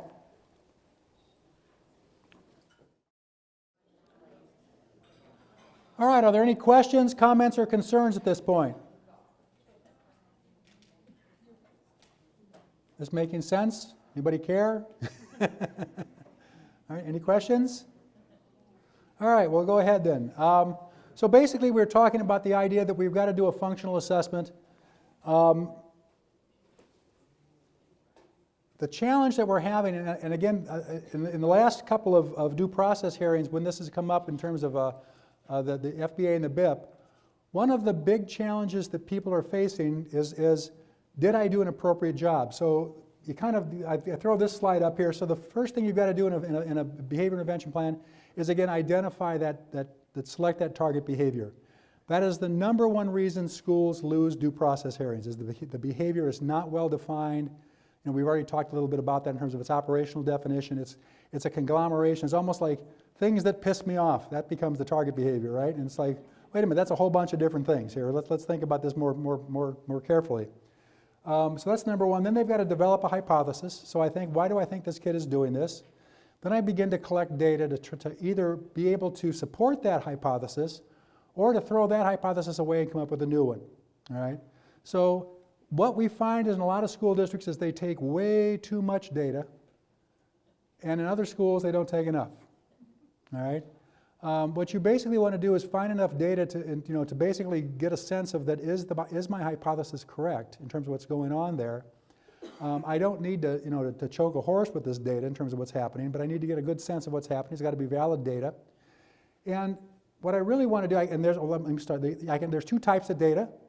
There's indirect data, which in other words, I'm not seeing the student per se. I'm talking to the teacher, the parents. I might actually even talk to the student himself or herself about their behavior. Maybe I'm looking at their completed work. I'm doing different things that are going to give me an idea of what's going on with the behavior, but I don't really see the behavior itself. Now, sometimes that's all we have. So for example, you get asked to come in and look at a student who maybe becomes very, very aggressive, but it only happens maybe once or twice a month. Are you going to sit there for a whole month trying to wait to hopefully catch one of the situations in which he does this? No, it's too low rate of behavior to utilize direct observation. You're going to have to pretty much rely on indirect behavior. If I've got a student, for example, let's say I've got one of your students, a student with a hearing impairment. Yesterday he brought a gun to school. Where is he today? He's not in school. He's out of school, and he's going to be out of school maybe up to 45 days in terms of safe and drug-free schools while they're developing a plan. You've got 10 days to develop an FBA and a BIP. You'll never see him in school in the time you've got to develop this plan. So the best you can do is indirect data, okay? In other cases, you can actually go in and observe. I can watch the student in science class. I can watch the student in terms of at lunchtime if it's a social issue in terms of what's going on during unstructured times. I can actually observe the behavior. And I collect data to either substantiate that hypothesis or to throw it out and create a new one. The second most common reason schools get found to have not done an appropriate job, and this is one of those hidden situations, is hearing officers are saying, how did you verify the function? So they're saying, how did you come to a decision based upon all this data that this in fact was the function? And what they're looking for is one of two things. Either you identify 3 independent sources that all satisfied the same function. So I observed, in science class, I talked to Mr. Johnson in math class, and I interviewed the student. And all 3 of those suggest that when the work gets too difficult, Billy becomes disruptive and gets, then that's the problem in terms of, then he starts to fall on the floor, he starts to, whatever the target behavior is that you're looking at. They've got to be independent. Now, what I'll see some schools do is we'll bring all the teachers into a meeting because it's timely, and we'll say, why do we think Billy's doing this? And somebody will say, I think they're doing it for escape. Okay, right, all right. The problem there is that now it's no longer, I may have 6 teachers, but that's not 6 independent thoughts about what's going on. Each person is influencing the other person's beliefs, and I've now taken what could have been 6 independent sources and made them 1. Okay? So they have to be independent, so you have to be able to talk about why they're independent, okay?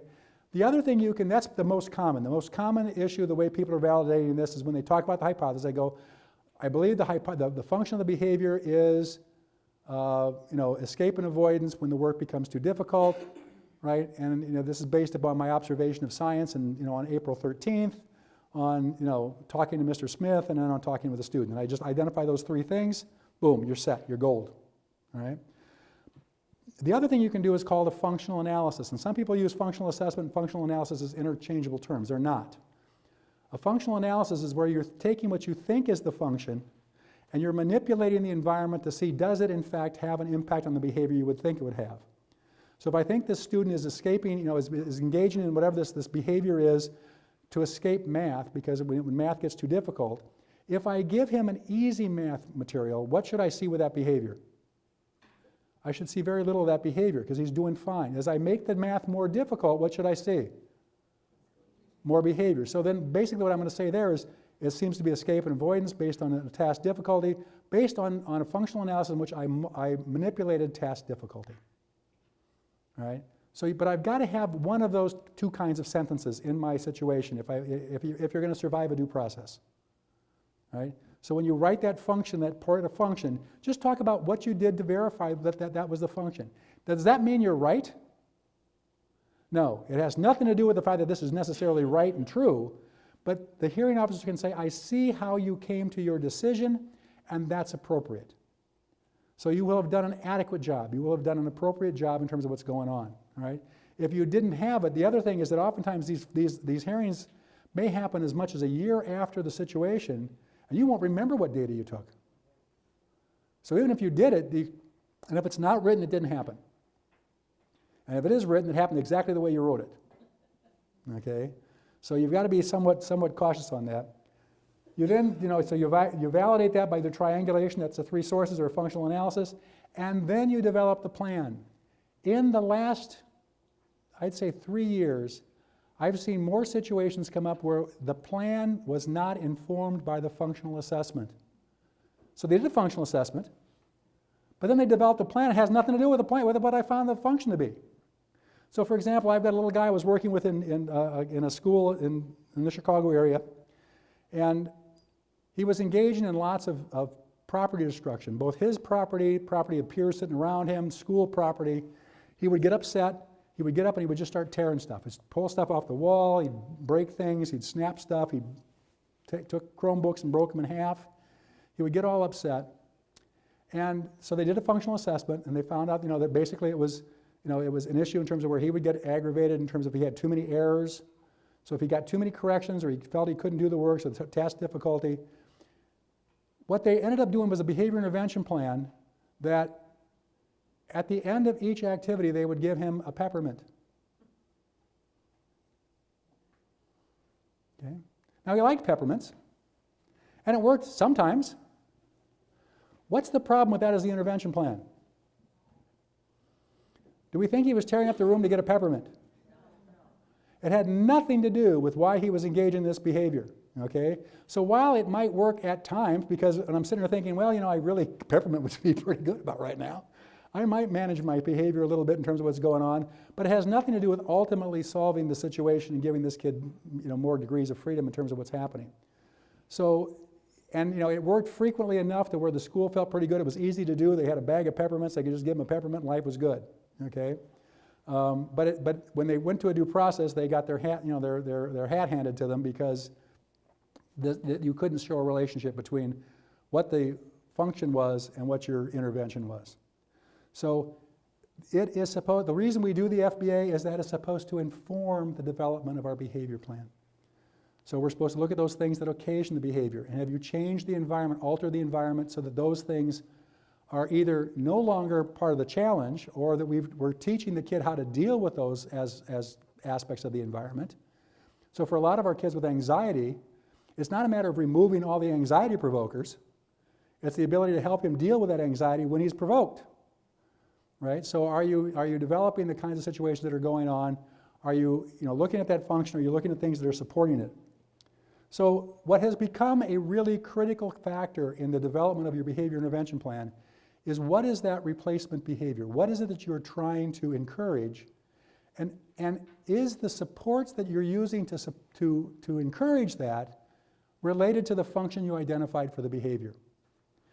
That's where, for escape, because that's the number one function that people have identified, it becomes important to say, does this look like safety? Does this look like competence? Does this look like autonomy? Because that's pretty much what you're going to be working on, is trying to find ways to, if I think it's safety, how do I help deal with this kid's, because it may be irrational beliefs. It may be tied to some mental health issues in terms of anxiety, maybe tied to depression. What am I doing to handle the safety issue? What am I doing to handle competence? How am I helping the student feel more competent about what's going on, giving them the sense, or her the sense of being able to do this and have good self-esteem? That might require you to embed enough pre-learned material into new material in order to give this kid a chance to actually try the task. So does your intervention plan take into consideration what's going on? If it's autonomy, are you providing choice? What are you doing around some of those kinds of issues? So I'm beginning to really look at what it is that's under that underlying need that's being threatened as part of dealing with that escape. Does that make sense? Okay, so some examples of replacement behaviors. All right, so if I'm avoiding the task, so choices, required tasks, including one that they want to avoid, so that giving them a chance to make some choices. Perhaps helping them, if it's a situation, for a lot of especially some of our older kids, they don't even give a task long enough to see whether I could do it. Just say math, that's enough. Just say reading or writing, that's enough to throw them off. And so building a situation where you're engaging them enough in skills that they'd be highly successful, that they'll at least give it a chance in terms of what's going on. So what am I doing to try to trap this kid? Maybe I'm doing some issues in terms of building that exposure over time. So if it's an anxiety issue, and it's not always a matter of taking deep breaths, right?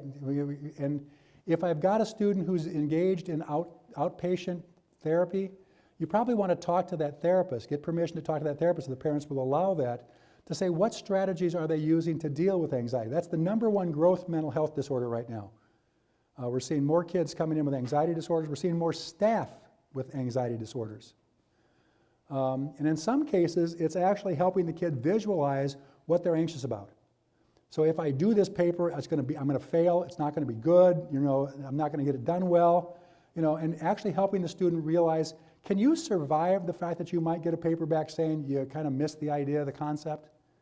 Can I actually help this student begin to anticipate what would be the worst possible outcome? And you know what?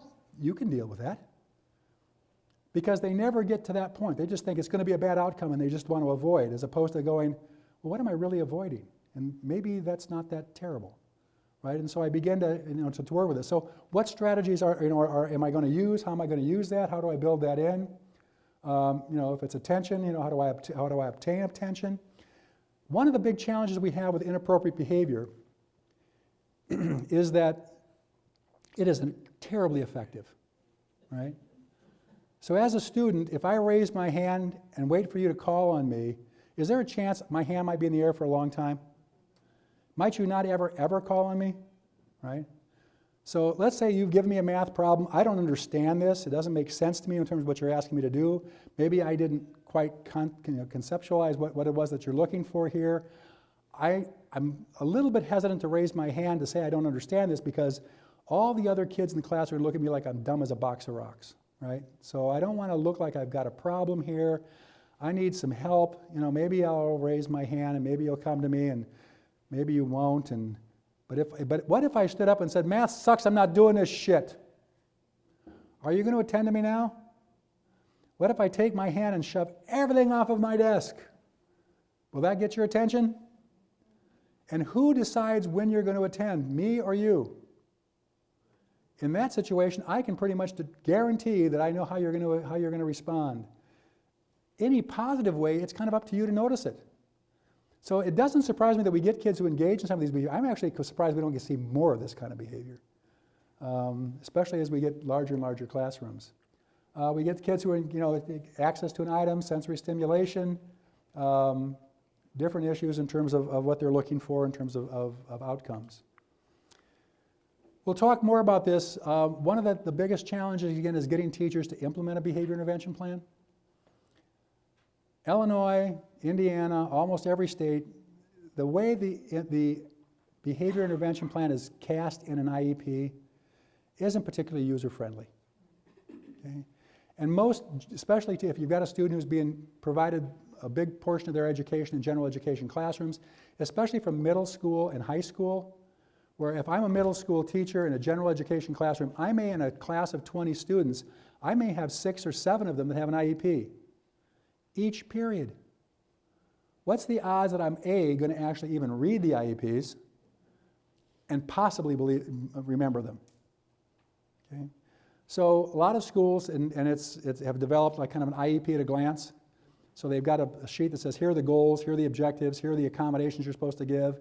If the kid's on a medication, it might say, here's the meds and here's some of the side effects you might want to be aware of. Okay, and it's all on one sheet so that I can read this, and I've got a folder, and so this is my 6th period. I can turn to 6th period. Here are my kids. I can look at what's going on. Still doesn't guarantee they're going to read it or they're going to implement it, but it makes it more easily accessible to them.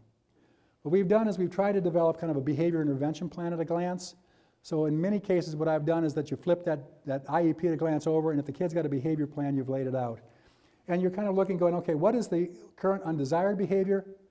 What do I want the student to do? What's that replacement behavior? What's that expected behavior that I'm looking for? Are there any things I have to do to promote success? So if I've got this student say that I don't like math, I don't feel I do well with math, I'm not very motivated to do with math, I'm very sensitive to failure, part of that promotion may be you need to embed enough pre-learned material that the student's confident with that they can get at least an 80% correct response rate. All right? So I'm going to identify anything that I may have to do as a teacher to promote the fact that this kid's going to actually give this a shot. All right? Over here, what things do I have to do anything to prevent? So let's say I've got a student who's got oppositional defiant disorder.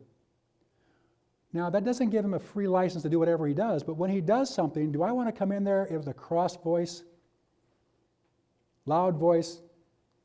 No, because I'm throwing gas on a fire. So what I might talk about there is the fact that when you're correcting this student, be sure you're using a very calm, collected, approach to what's going on. So is there anything I have to do to prevent problems? Maybe this is a student who's very sensitive to reprimand. So if she's off task, I can do a couple things. So I might be able to walk past her desk. We're doing math. I can look at her paper and see that she's gotten a couple math problems correct. Now she's off task. She's screwing around. I could go over there and go, you need to get to work, right? Which will just warm the cockles of her heart and make her want to work with me, right? Or I could go over and I could point to something that she did really well and go, wow, you got that right. That's super. Yeah, 18 plus 12 is, And so I can point to something she's done successfully and say, now what's the next one? And I can bring her back into task by giving her some sort of positive response to what she's already done. It's my choice as a teacher as to how I do this, all right? But I may have to specify that in a behavior intervention plan. All right, the student shows the desired behavior. What should I do? Yes, what should I do? All right? No, what should I do? Okay? And again, it's just kind of it lays it out in a schematic. Right?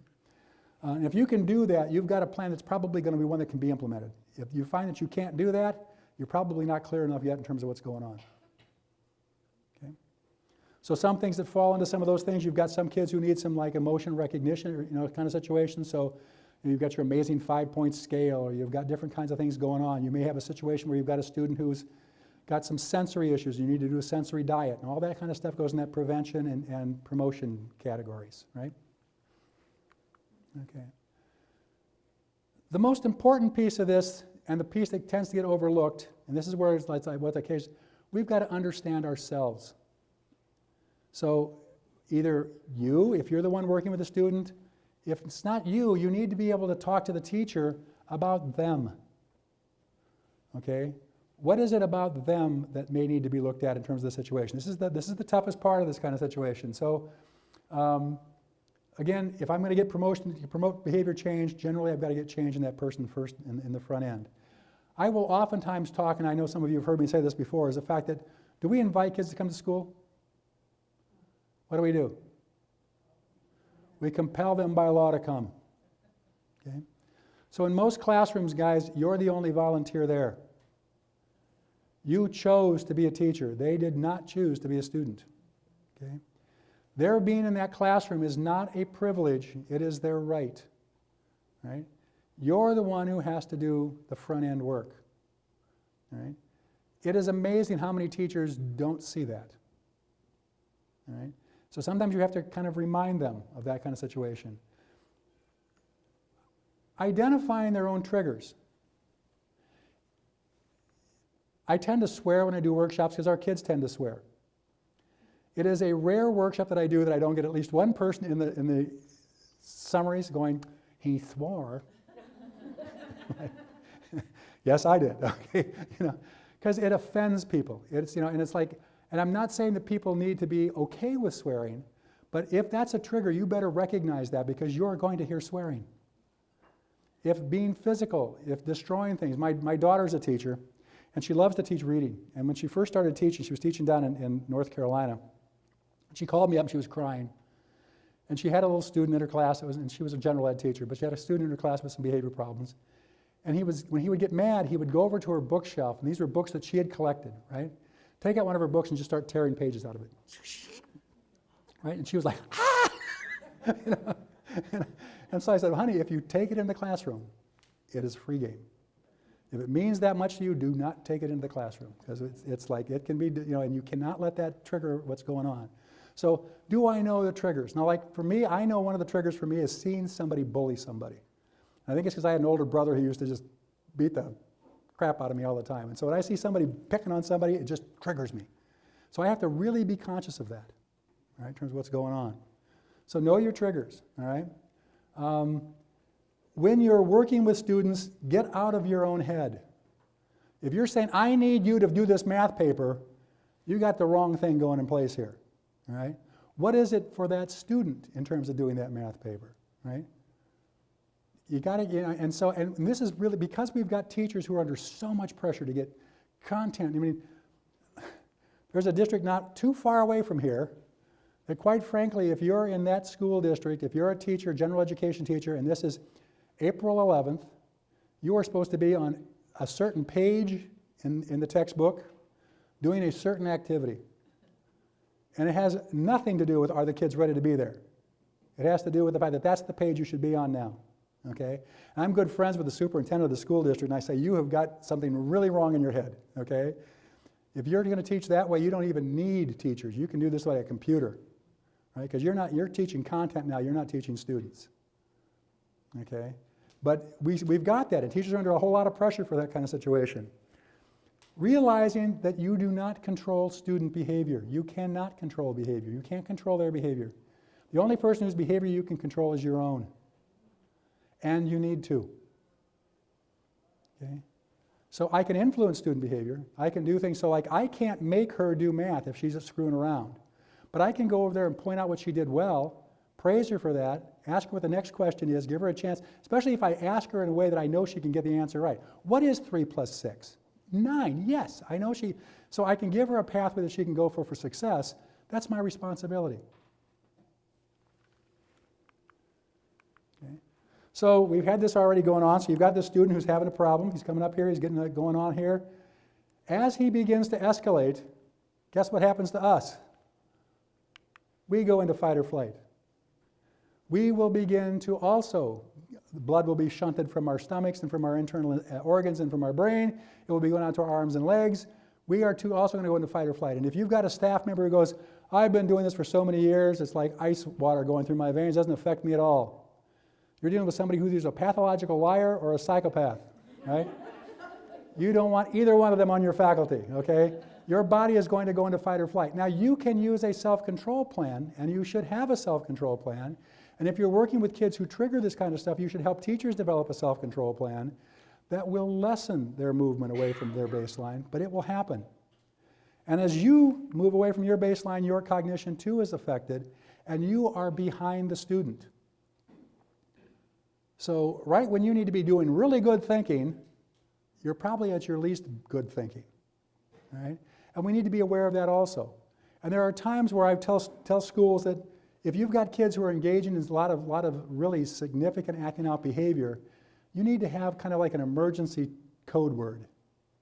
So if all of a sudden I come in and I see that you have moved way out of your own baseline and you're now throwing gas on a fire, that I can say, hey, you got a call in the office. And I don't care who you are, if somebody says you got a call in the office, you step down, that person takes over, whether you agree or don't agree. Later on, we can talk about it. Why did you get in the way? I think, well, I kind of like right now. Okay, but if we're going to err, we're going to err in favor of the child. But realize this is going to happen. Okay. What you want to have go on is, as the student is going up here, I want to start giving choices. I want, at this point, this is where I really want to say, what can I do so that I don't go to a full-blown problem? How can I make this effective and workable for this student? All right.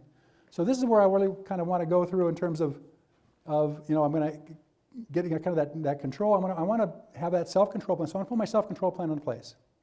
Usually it requires some level of breathing. All right. So I might take a deep breath.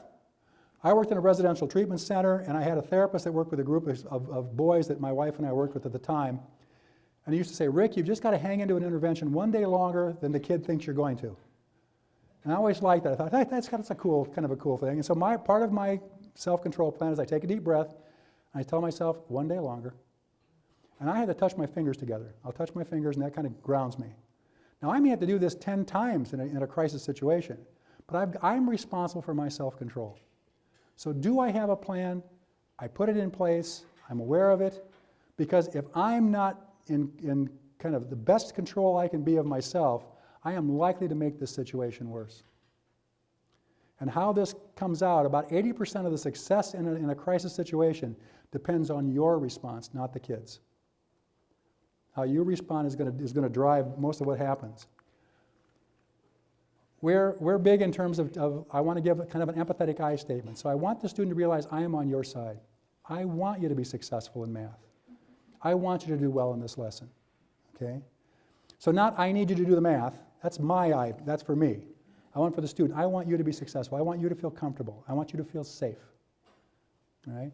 And then can I give 2 meaningful, positive choices? So, so in a situation like this, it's kind of like, Emily, I want you to be successful. Do you want to go back and do some of the work from yesterday, or get a drink of water, and I'll work with you on the math sheet? Which would work best for you, okay? Either one, it's a win-win. I'm getting her to do math. She's going to have the success and support she needs to be able to do it successfully. All right? So I want you to be successful. We can turn back. You were doing great yesterday. Let's turn back to that work, do a little bit more, see how we get to this. Or let's go get a drink of water, come back, I'll work with you. Which works? All right? Giving 2 choices, and you don't want to give a bunch. What would help you? That's going to help because the cognition's there. I'm going to give 2 concrete choices. which one works. Just the fact that I've got these two choices, the kid has to give whatever cognition they've got to, I can choose. And what are those choices again?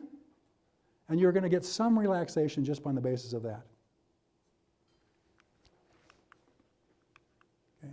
So if you provide a student with a legitimate pathway to demonstrate competence, most of them will take it. Okay. When you're looking at behaviors, one of the other things just to help teachers in terms of their own self-control plan and stuff, schools should take some time to try to help identify for teachers what are those behaviors that you should be managing in the classroom. So what are classroom managed behaviors? Because if you have to list those and talk about those, that opens up the door for teachers to go, I've got no idea what I would do in this situation. So it begins to open that door to say, let's look at what are some common interventions we could actually put in place to deal with these things we truly expect you to be able to handle in the classroom. So a kid refusing to work shouldn't be an office referral. You should be able to manage that in your classroom. What could you do? All right? A kid swearing doesn't necessarily mean he's going to go to the office. All right? So what are those office managed? What are the classroom managed? And kind of how does that play out? So if I send a kid to the office for one of these serious behaviors, what could I anticipate coming back to me? What's likely going to happen? So everybody's kind of keeps it kind of an open clarification, kind of a transparency around dealing with that. And we've found this to be a really important strategy for schools to look at when you're talking to teachers about management of behavior. Because up until then, it's all pretty kind of smoke and mirrors. Once you start identifying what we really think you should be able to handle, it becomes more real. Okay? So we're going to talk really quickly about just some practical behavior management tools. These are all low intensity. They are incredibly powerful for the most part. And so as you're going in, if you're part of a behavior intervention team or whatever, going in and watching to say, how are my teachers using this? You know, these various tools. Could they use it? Would this help? Okay? So some of them is active supervision. Is this person actually going around to see what's going on? How many of you have gone in and kids are on all kinds, they've got 4 screens open when they're doing Chromebook, and they're doing YouTube until somebody walks right nearby them, then they switch it over to what they're supposed to be doing, right? Are teachers aware of what's going on in their classroom? I've gone into classrooms that the room is set up.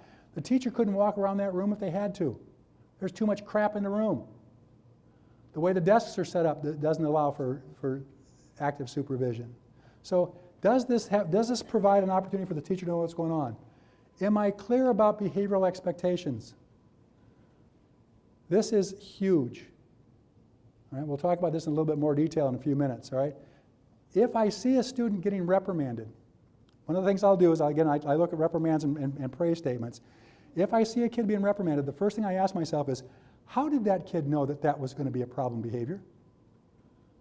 What was told to that student? How did he know this would be a violation of some expectation? Okay? And it's amazing how many times the first time the teacher makes this as known expectation is when they've reprimanded a kid for it. It's like, well, how the hell was I supposed to know I was supposed to do that, right? Increased rates of behavior-specific. I'll go into a lot of classrooms, and maybe the student's got a sheet down here, a point sheet, and somebody's going by and going, you know, I like how you're listening, good job, I like how you're doing this. And they're telling the student maybe what they're doing, they're putting a plus, or maybe they're just putting a plus. And so the kid knows I just did something good. I'm not quite sure what the hell I did that was good, but I did something good. And I like these pluses are great, because when I get enough pluses, it means something positive, right? You know, but I'm not sure what I did, but I hope I do more of it, right? Kind of a thing. The more I can be clear about that, the better off I'm going to be. And we'll talk more about that as we go through too. That higher ratio of praise to reprimand, again, #1 statistic. If you do not have that, that seems to be, there's a lot of research now that's saying that seems to be a mediating factor. So if I'm getting told over again, whatever you do at school, you don't do it well. No matter what other intervention I put into place, it's not going to do very well. If I can't impact that, I'm going to have an influence, it's going to have a negative influence on anything else I try. So if you go into a classroom and you see a kid's getting more reprimand and redirection than he's getting praise, that should be the #1 first thing that you target for change. And we'll talk about some ways you can do that. Increased opportunities to respond. How do I get this kid engaged? All right? And we'll talk about some of that, but that's a critical one. Providing choice. For a lot of our kids, especially escape and avoidance, when autonomy is the issue, do I have some choice? And it can be within task or across task. It can be, you got to do 4 things. Here's 5. Pick the 4 you want to do. Here's the 3 things you got to do. Which one do you want to do first? All right? Just any different kind of ways that you can give choice. It can be really powerful in terms of what's going on. Return to previously acquired skills. One of the other things that we're finding is that we're moving kids through curriculum so fast that some of the kids have not had enough time to actually have that become a truly learned skill or knowledge, and then we move on and it's gone. So when you're finding yourself always constantly have to reteach, it's probably because you didn't let something sit long enough to actually be used. This is a good way to increase correct responding, is put some of that previously acquired stuff into the lesson. Keep going back through it and just throw it in. You know, just a few of those periodically across the course of the instruction. What? Oh, okay. Pre-correction. This is basically where if I'm got a student, this happens a lot with students, especially kids with ADHD. It's kind of like I'll get teachers who I know if we go in the hallway and we're going to walk to the library, I could bet a week's salary she is going to run. And they go out in the hallway and they wait till she runs. And they go, what are you supposed to be doing? Kind of a thing, as opposed to saying, we're going to the hallway. How do we behave in the hallway? What's the expectation? I'm going to bring that up to the forefront so she knows what's going on before we ever have a problem. And now I'm going to reinforce her for actually doing the right thing. So I kind of pre-correct the problem. So now it's not a reprimand to her, it's just a reminder to the whole class, how do we walk in the hall? What do we do in the learning center?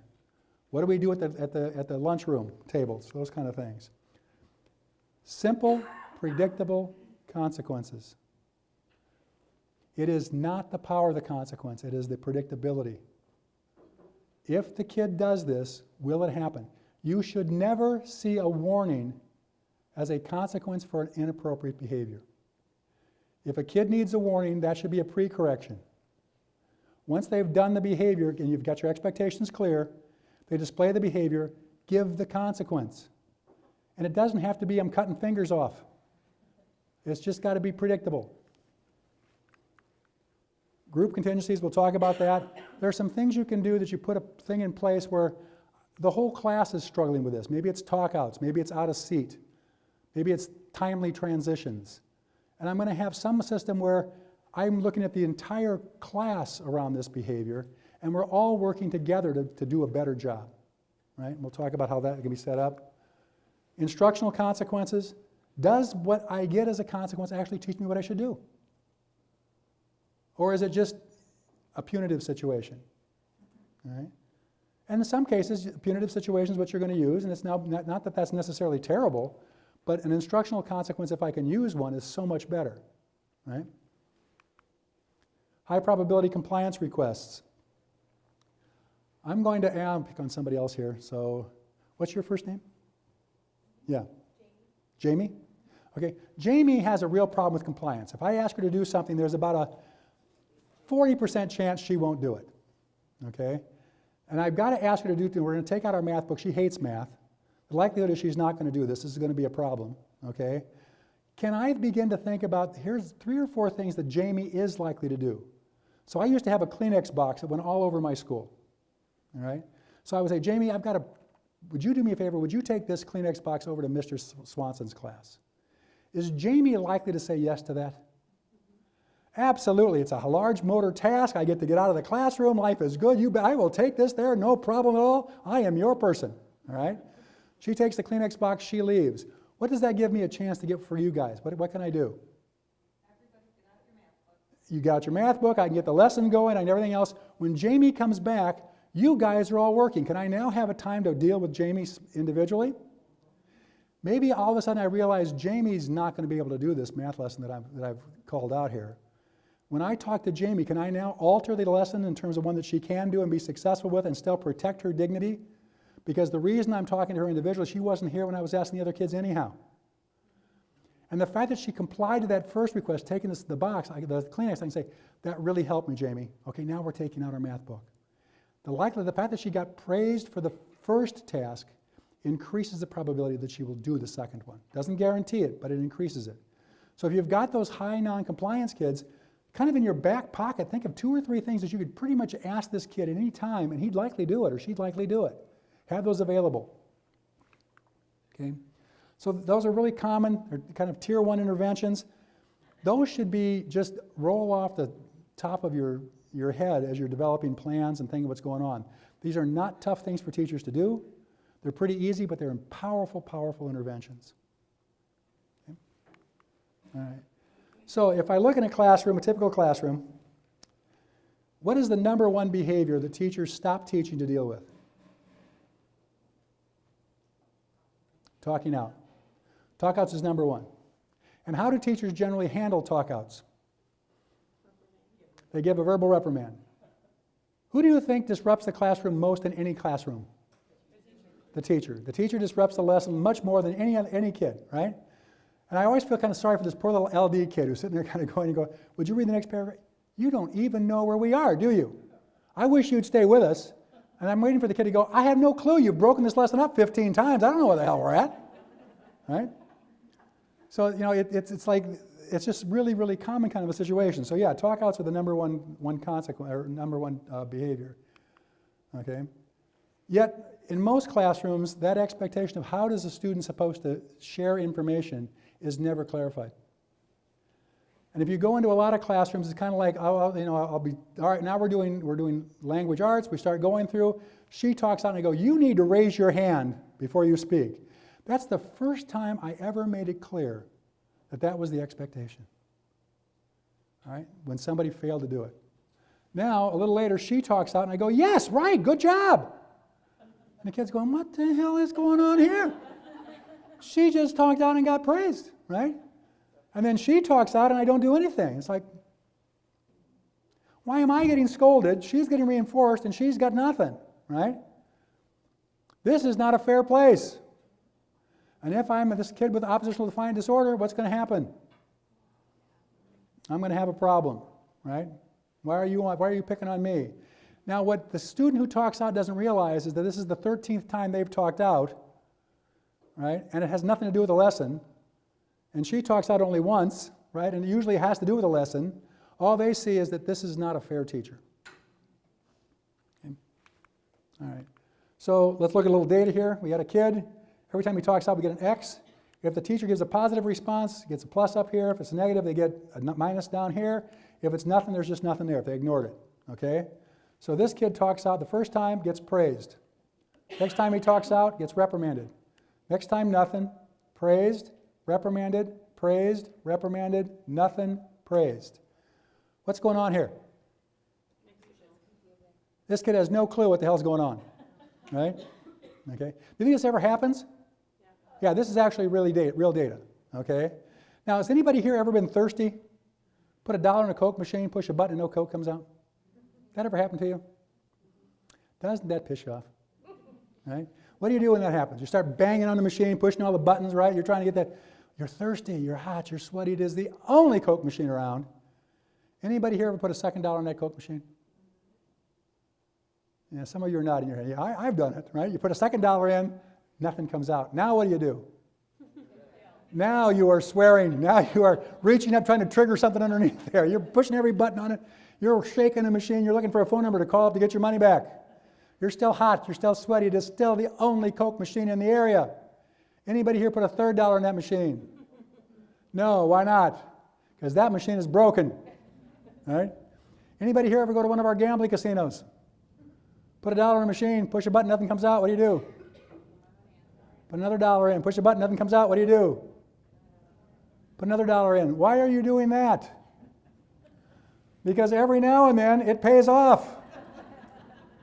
This teacher is a slot machine. Most of you are slot machines, right? It pays off just enough to actually strengthen the behavior. This is another issue where if you're in a due process hearing and the other side, the parent side, say, we're bringing a behavior specialist in to watch the classroom, count on the fact that you will probably lose that due process hearing. Because what they're going to do is they're going to come in, they're going to see this, and they're going to take this kind of data and they're going to go, not only, so let's say this is a student who's getting lots of trouble for talking out.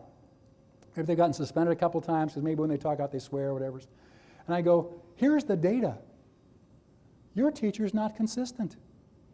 your teacher is intermittently reinforcing the very inappropriate behavior you're talking about. So not only are they not going to move this kid, we want compensatory education because you've actually made my child's behavior worse. And they're winning.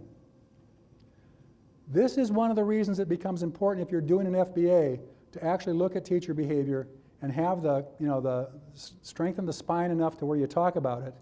Because if they're doing things like this, they're putting not only, this does in fact strengthen the inappropriate behavior. Right? This is not a benign process. This is actually where they're interfering with this kid's progress. And if they would go to a due process, they are putting the school district and everything else at some pretty significant jeopardy. So it's important that we do talk to teachers about this. Okay. So in this case, 44% of the time the kid was reinforced, 33% of the time he was reprimanded, and 22% of the time he was just ignored. That's pretty hard data to support. Right? I would not want to be this teacher and try to explain that's what I was doing. Yet it's incredibly common.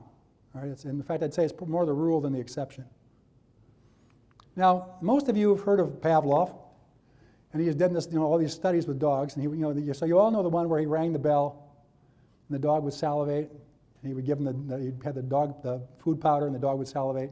And pretty soon he didn't have to have the powder at all. All I do is ring the bell, the dog would salivate. We all know that study. Well, that wasn't the only study Pavlov did.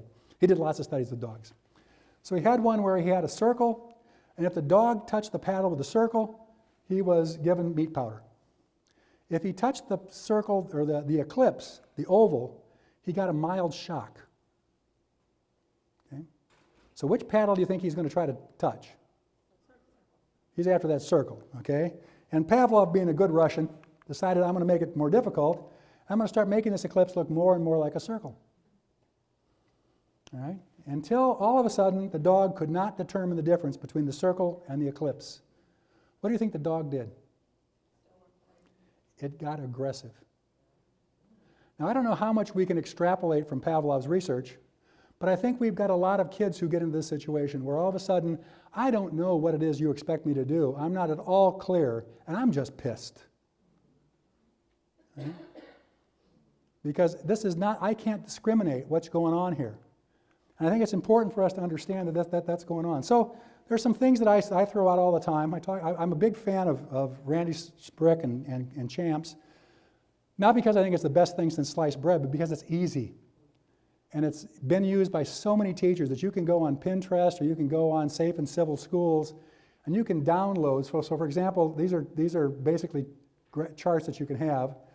And Champs stands for, C stands for conversation, H stands for how do I get help, A is the activity, M is movement, P is participation, and S can be a couple things. It can be signal, it can be what I do if I'm successful. S is kind of varies depending on what grade level you're doing, what you're needing in your classroom. But all of a sudden I can say, okay, and maybe I've got an arrow that I move or a light or whatever's going on. And for this activity, before we start the activity, I'm going to say, all right, this is a voice level 0. You need to raise your hand, wait to be called upon. If you need help, raise your hand. And I'm going to go through each of those, and I'm going to tell you what the expectation is. Now, it's visible. It's up on the board. People can see it. If a kid comes in, let's say that all of a sudden I had a student who was off in terms of getting some sort of related services, comes in the middle of the lesson, he can look up there and he can see what the expectations are. Okay? So again, other ones they have is just have the thing. They have the Velcro, and they just put what's going on. But again, not necessarily the best. It's just easy. You can go online, print these suckers out, laminate them, and you can have this up in your classroom in 30 minutes. All right, it's not that big of a deal. Okay. Class has got to design. It's got to be met does this class meet this student's needs? So again, you're working on developing an FBA and a BIP for an individual student. Motivation tends to be the result of interest and the belief that I can be successful. So if you're giving me a task I'm not very interested in, I better be really damn successful at this, right? Because that will get me, because the fact that I look really competent will be enough to maybe pull me into this lesson. I don't like this, but hey, I'm doing good at it. If I really like it, then it can be more difficult, because I'll sustain, because I like it, right?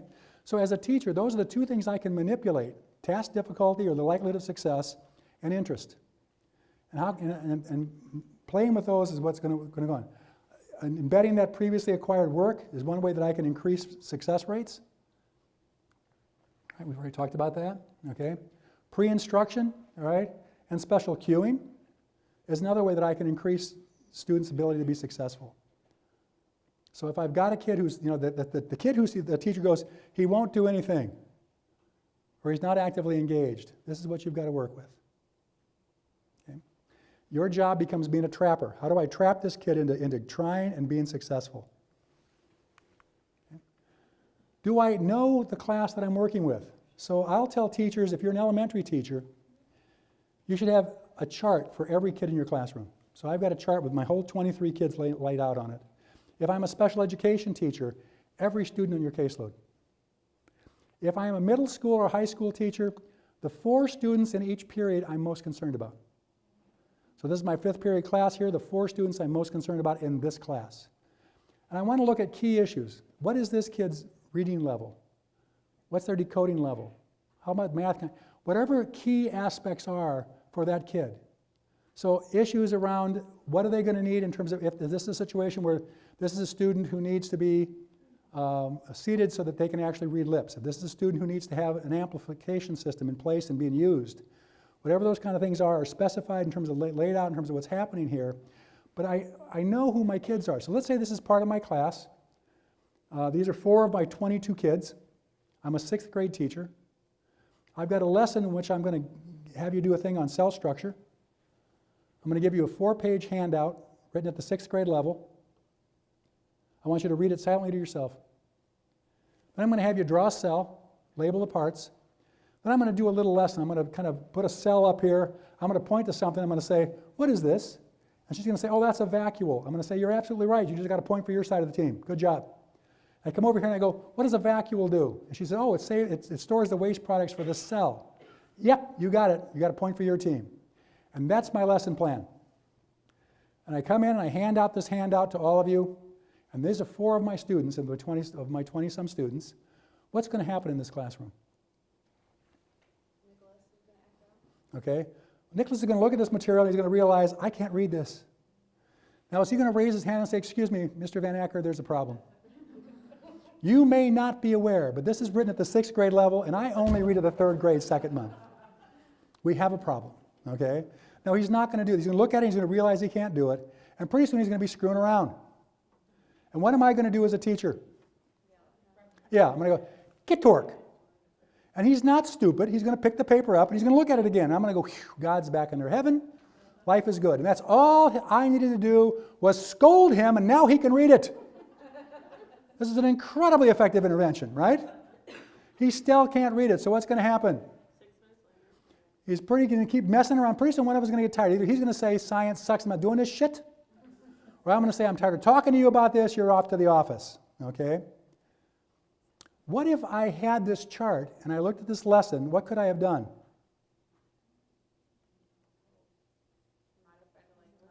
I could have gone to the Learning Center and said, you got anything on cell structure at the 3rd grade level? Okay, I could have provided material that he could read. What's that? I could have changed but even then, if it's still a reading level, it's still going to be a problem. But that might get a little bit more in terms of what's going on. And I may have a kid, as if all I'm really worried about right now is reading. I could change the topic to make it interesting, right? Kind of a situation. But I probably still want to get to the level. Could I pair him with somebody who could read? Could I call on people who can read? Right? Yeah, so part of the issue is what am I, there's a lot of things I can do, but I have to have this knowledge. It's amazing how many teachers really are not cognizant of who the students are in their classroom. Or if you're a special education teacher and you're bringing a student into the classroom, I'll oftentimes tell special ed teachers, grab the textbook, especially if it's reading or whatever's going on, go to page 100, scan that, send it to a readability level in a computer, because a lot of teachers don't know the readability level of their material. And I can come in and I go, I'm bringing Randy, and Randy is going to be a student in your class. Here's the problem, though. Your textbook is written at the 5th grade, 3rd month. Randy only reads at the 2nd grade, 3rd month. How are we going to help Randy get the content? It's not that he's stupid. He can understand the content. He just can't read it. All right? So as that special education teacher, how do you begin to make those bridges to where you have the knowledge of your kid that you can actually come in and inform those general education teachers as to what they need and why they need it? All right? How does that hearing impairment or that hearing loss impact their ability to be successful in the classroom? What do they need? What supports have to be in place? How do we foster their socialization in this kind of situation? All those things become critical aspects to talk about as part of bringing that kid in. Because in many cases, our kids are not going to advocate for themselves very well. Opportunities to respond. This is just a whole series of things. So verbal engagement. Choral responding is one of the most common things that we'll see. Oftentimes teachers don't do it well. So they may ask a question, the whole class answers, but they're really not giving a signal. They're just kids hollered out. And so the kid who maybe needs a little bit more time to process the question doesn't have a chance in choral responding unless I'm waiting to give a signal. So does the teachers, I ask a question, I'm going to say, okay, now, and then you can answer. So I'm going to give a little bit of time for processing. I'm also going to watch to make sure that all of you respond and that you all respond together, because you get the one kid who sits back and waits for everybody else to say something, and then they echo it. So they're just a little bit behind, so they're kind of, well, they're there, but they're not there, kind of a thing. So if I'm going to use choral responding, do I actually use it correctly? All right? Things like, whip around. Usually that's if it's like maybe I'm doing a thing like, we're studying the capitals of states. I may start, and I'm going to have each person just identify a state and name the capital, and we're just going to go as far as we can go, kind of a situation. We're just going to go as quickly as we can, move through things.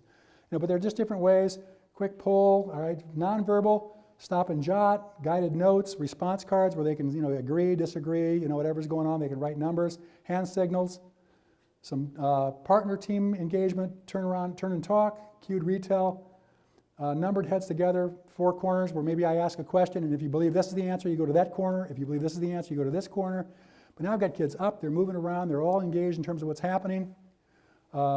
Snowball, maybe I'll put 2 kids together and say, okay, you guys talk about what's going on, and then the 2 of you come up with an agreement. First of all, I ask you it individually. You write down your ideas of what's going on and what's happening. Then you get together with a partner, and you come together and you come up with one answer that you both can agree on. Then you go and you join 2 more people. Now the 4 of you have to come to an agreement on what's going on. And you just kind of keep building as many times as you want to for more discussion, more engagement, more involvement in terms of what's happening. But you can look and, all of these are searchable in terms of the internet. But get students involved. For a lot of our kids with hearing impairments, because that socialization issue, if we can find ways that we can get them to be able to actively engage with their peers in some of this kind of stuff, we could get a lot more mileage in terms of our socialization. So looking at the models and see what works with a student in terms of their own needs as far as being able to hear, to be able to participate, to be able to speak, and engage in the process. Discrete trial, we get a lot of kids and this is not just children with autism, it started with autism, but where I'm actually utilizing a very systematic approach to teaching. The error correction piece here is one of the more important aspects. Check time here. So, for example, if maybe I've got something like this and I kind of go, I want a student to make a discrimination. This could be a math problem, it could be any kind of a thing that's going on. They do it and they do it wrong. Okay? What I can do is just pull everything back and just for 3 to 5 seconds kind of pull my attention away, keeping my peripheral vision, go, no, and then give it again.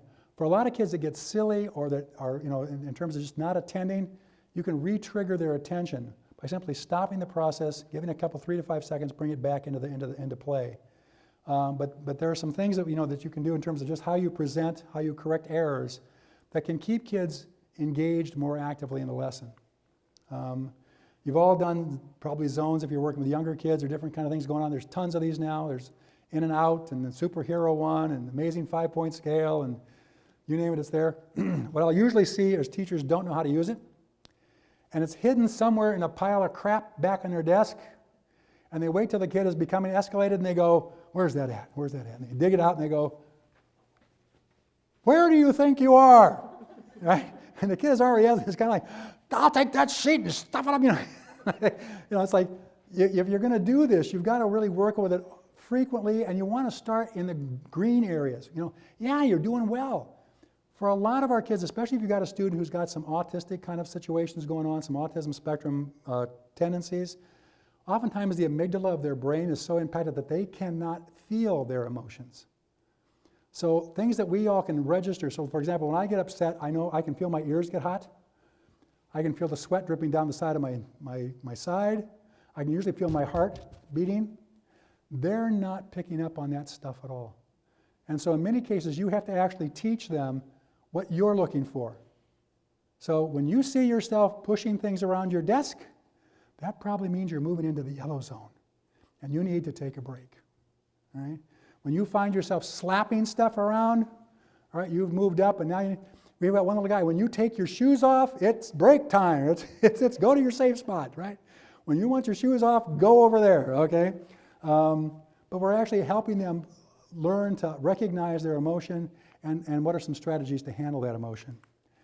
Giving them those strategies, there's a lot of stuff out there now in terms of cues. I would like that to be as much not verbal, to where we can signal this or they can see what's going on, so they're not dependent upon somebody else to tell them how they're dealing.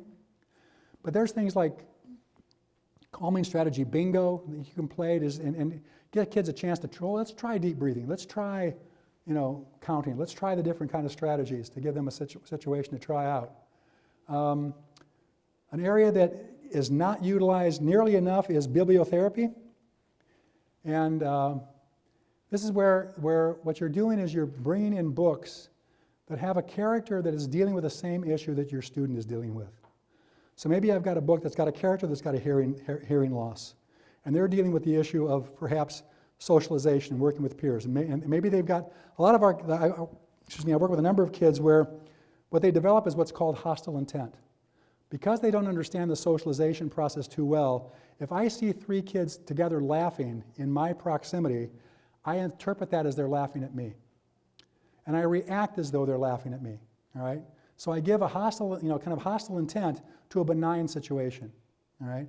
And maybe that's a real problem for me. Well, I can add, there are a number of books out there that will have a character that's what they're struggling with. And it talks about how it's doing it, maybe how the character dealt with this, how they successfully overcame this situation. And I can talk about all these issues about the character. I'm not talking about Brian. So Brian does not have to become defensive about my talking about these issues because it's not you. I'm talking about the character in the book. We can embed those into language arts classes. We can do a number of things with that kind of stuff. Now, later on, when Brian is doing something, I can go, whoa, Brian, this is just like Randy in our book. Remember when Randy was doing this? You're kind of doing the same thing, right? Just because they're laughing doesn't mean they're laughing at you. You're telling yourself they're laughing at you, but that doesn't mean it's true, right? You've got this cognition thing going on that you've got to test out somehow. And you can all of a sudden start making those bridges. You can also help them understand that there are individuals that have had the same struggles they've had who have found ways to become successful and to do the kinds of things that they feel that they maybe can't do because of that. But there's a whole myriad of ways that we can utilize bibliotherapy. You've got some sources there that you can look at in terms of what's going on, ways to use it. But it's just we've had a lot of really powerful success bringing this into play, especially with kids with mental health, because applied behavior analysis, behavioral reinforcement, punishment, doesn't work as effectively with kids with mental health problems because it's the thoughts. It's not just the stimulus, the behavior, and the consequence. It's the stimulus and their thought pattern around that stimulus. So it's like, you're laughing, that's the stimulus. My thought pattern is you're laughing at me. And then I behave, and then there's a consequence. I've got to change that thought.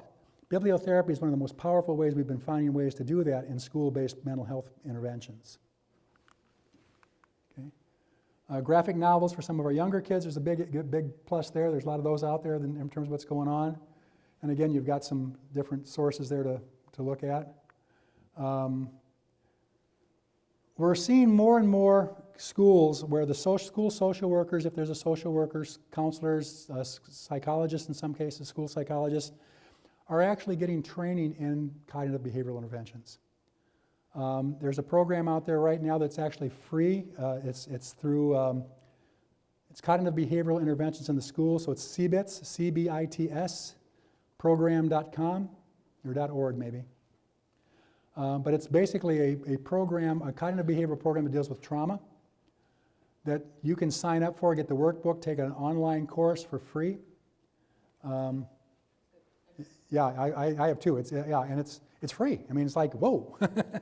So if you've got a school social worker or school psychologist or just as a teacher you want to do it, it also has a program where you can actually take that and work. It shows you how you could do it, training in your school with it, or how to work with parents around dealing with trauma in what's going on.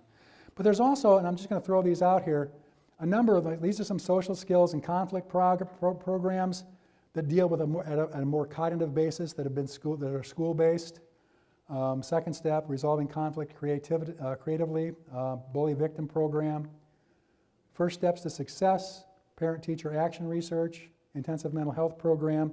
So you've just got I just got some stuff out there that can kind of help you look at that and see what's going on. These are more triggered to specific issues around anger, anxiety, depression, anger coping, brain power, first steps. So again, I'll go back, but we're seeing that rise in mental health. At least right now, in theory, the federal government is releasing more money to schools for children's mental health. So writing a grant is relatively easy right now to get monies, to do training, to get materials, to get these programs. One of the pluses that we have right now is that because of some of the mental health issues that have surfaced out of COVID, that there are opportunities that we haven't had before in schools. I don't know how long that door will stay open, but it's a time to take advantage of it in terms of what's happening. Consequences, we want consequences. If the most you can say is with your consequences that he'll think twice before he does this again, that's not likely to be a very effective consequence. That is by far the most common type of consequence we use in schools. We'll suspend you, right? We'll send you to the office. We'll do whatever, we'll yell at you, whatever the situation is. We don't usually teach, okay? So what we want are good consequences. They're simple, can be delivered every time. You see the target behavior. It allows the student to employ the replacement behavior or to practice the desired replacement behavior. It minimizes that kind of my loss of effective instruction. So I'm not taking the kid out of school. One of the things that we're seeing right now, if you're going to expel a kid, you have to do a manifestation determination. You have to do a due process, because you can't take my free, appropriate public education away from me without this hearing. And actually, if I've got special education, you have to deliver the special education. Even if I get thrown out of school, you've still got to give me my special education. All right? We have not paid attention to suspensions. We're limited to 10 for kids with disabilities, but we can just do those. What we're seeing are parents are starting to say, when you suspended my child, you're denying them their free, appropriate public education. All right? Especially if it's a long-term suspension, like more than 3 days. And 13 states now have changed their laws, and they've said if you suspend a kid, any kid, when they come back, you have to do a functional assessment in the behavior intervention plan. Because you've got to, if this is a behavior that's significant enough that I can take your education away from you, then it's significant enough that I should have a plan in place in terms of how I'm going to deal with that. Okay? There's a real strong likelihood that will become a federal law in terms of what's going on, and that will be a nightmare for schools. But suspension is, and the other problem is that suspensions don't work. A single suspension has a very mild correlation with improved behavior, because there's some kids, you send them home, and their parents go, oh, we're not having this anymore, right? And that kid's life is miserable, or whatever's going on. Or the kid themselves feels really guilty about it. I remember getting in trouble one time for running in the hallway. I was a pretty good kid, and all of a sudden I got in serious trouble for running in the hallway. It's like, oh my God, what was I thinking? Right? And it's like, but multiple suspensions have absolutely no correlation with improved behavior. They correlate with more suspensions, alienation from school, going to prison, dropping out of school. Question?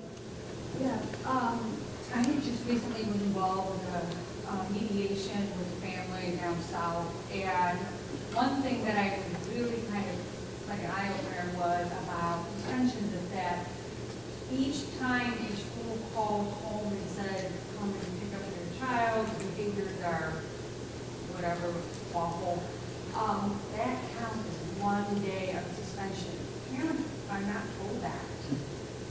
And so now we have parents, we are educating parents saying, well, if this is a suspension, and the school is like,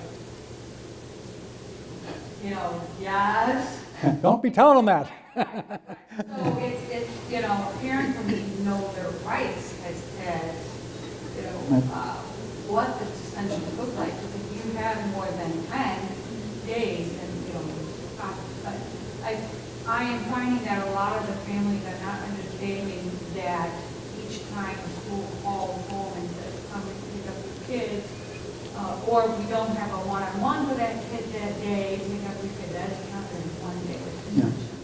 Yeah, so if anytime a parent or anytime the school sends the child home from school, you know, not because they're sick, obviously that's a whole other issue, but some aspect of their behavior, their inability to deliver the program, it's a suspension. That's kind of transportation.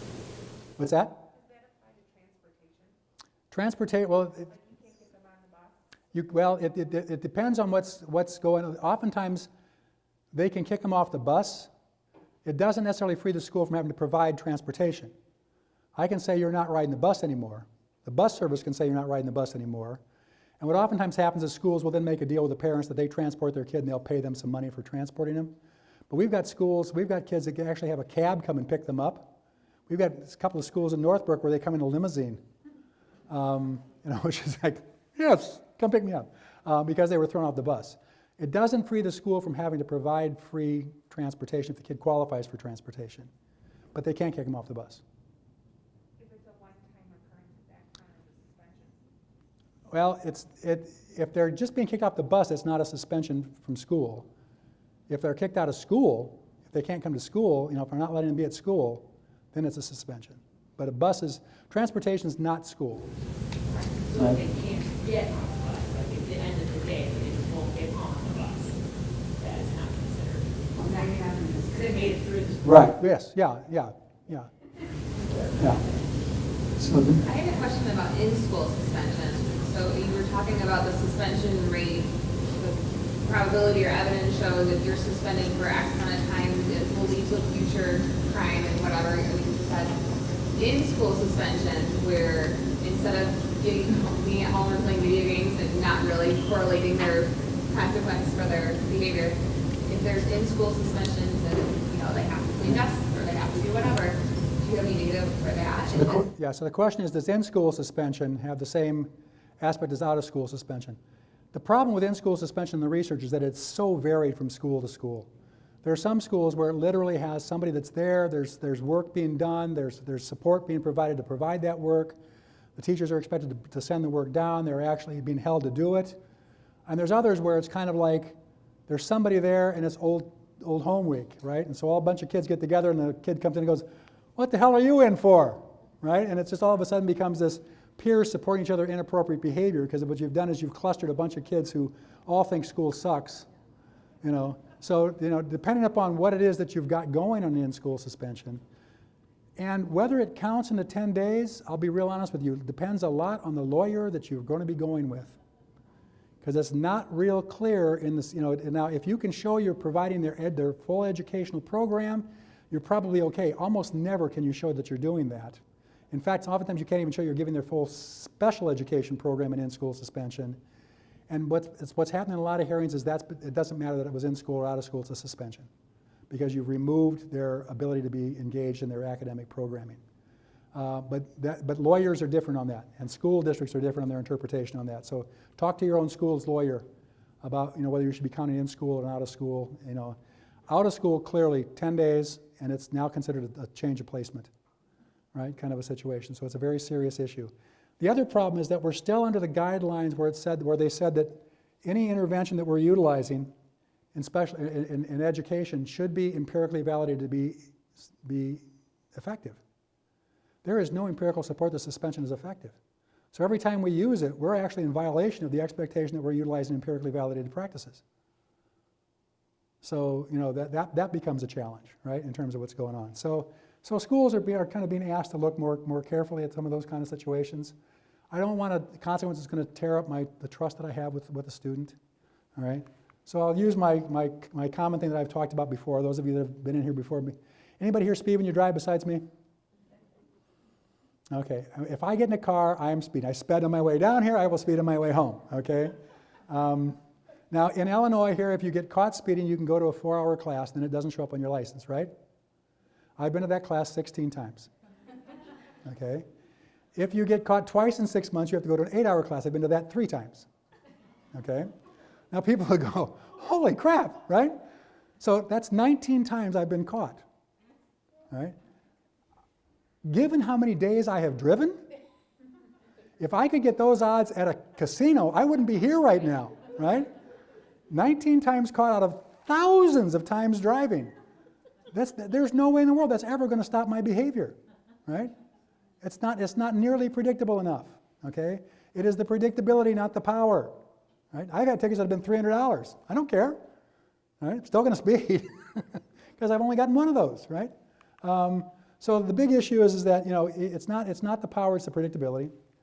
We've got to realize that there are a lot of our kids that are incredibly sensitive to reprimand.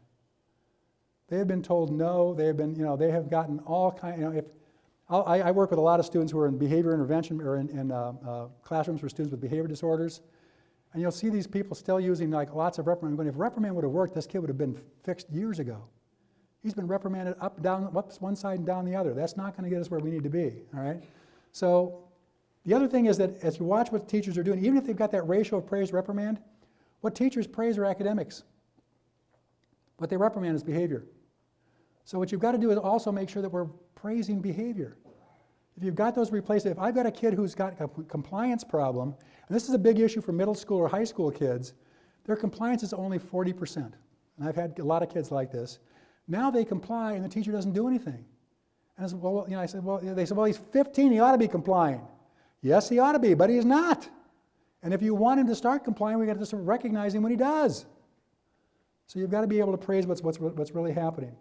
And they tend to, social behavior is oftentimes done less systematically. So we had a couple more things and we'll take a break for lunch. We're just about done with it. I'll go into classrooms and we'll see a lot of these kind of behavior programs, like the moving of the clips, right? And the problem with that is that how many options do I really have here? I can move this clip down, 3 times, right? If I have a kid who only misbehaves 3 times, I don't need a system, right? So what you end up getting teachers doing, going, do you want me to move your clip? You better shape up. One more time, I'm moving your clip. Don't make me move your clip. Now I'm moving your clip, right? And so what the clip becomes is an indication of teacher level of being pissed off, not student behavior, all right? It's like office referrals. Office referrals are not a good measure of student behavior. They're a good measure of teacher tolerance, right? So what's going on here? Same thing with, I'll go in and they'll have Class Dojo and they'll have 9 behaviors and it's like a board of trade. Ding, ding, ding, ding, ding, ding, ding, ding. Numbers are going up, numbers are going down, and it generates a chart. And my God, that's great data, right? And I'll go in and I'll take real data at the same time they're taking. It's like, it has nothing to do with reality, right? When they click it, when they don't click it is like a whim. And so while it has numbers, it's got no reality to it. It's like, we don't want to do those kinds of things. Now I could use Class Dojo, but I've gone into classrooms and said, pick a behavior, right? And you're only given points. When you see the replacement behavior, you're only taking points away when you, don't take 3 or 4, because you can't be consistent on 3 or 4. You can be consistent on 1, right? What we want to do is have this is the group contingency thing I was talking about. Let's say I'm worried about talkouts. It can be an individual kid or it can be a class. I can say, okay, during this, I was a high school teacher, so let's say this is my 5th period class. On an average class day, let's say in talkouts I'd usually get 10. I might put 12 marks up and say, okay guys, anybody talks out, I'm taking away a mark. Now I start teaching, all of a sudden she talks out.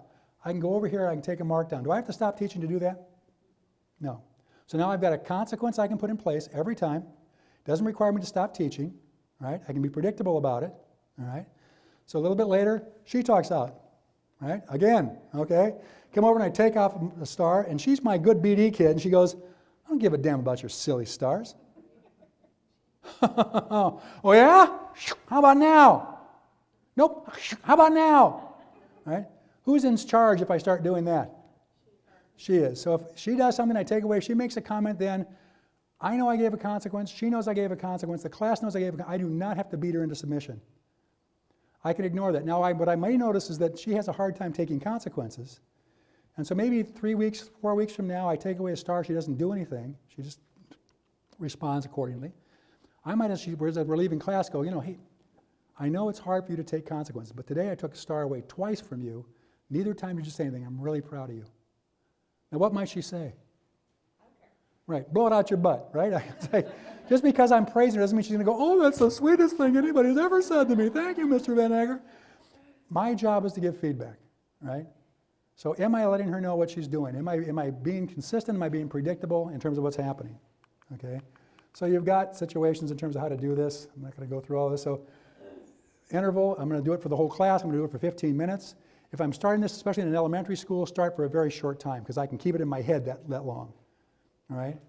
I figure out how many times that behavior occurs typically during that interval. I now assign marks, a few more marks than what would be typical. So if it did normally happen 10 times, I might start with 12 marks. If it happened 6 times, I might start with 8 marks. I may model this for a couple times, let the kids see how this works. Right? Anytime it happens, I take 1 mark away. At the end of the period, if there's any marks left, the class gets, like oftentimes for elementary kids, I'll have them earn a letter. So when they spell, they get a G, and when they spell game, then we'll take 5 minutes and have a more fun activity.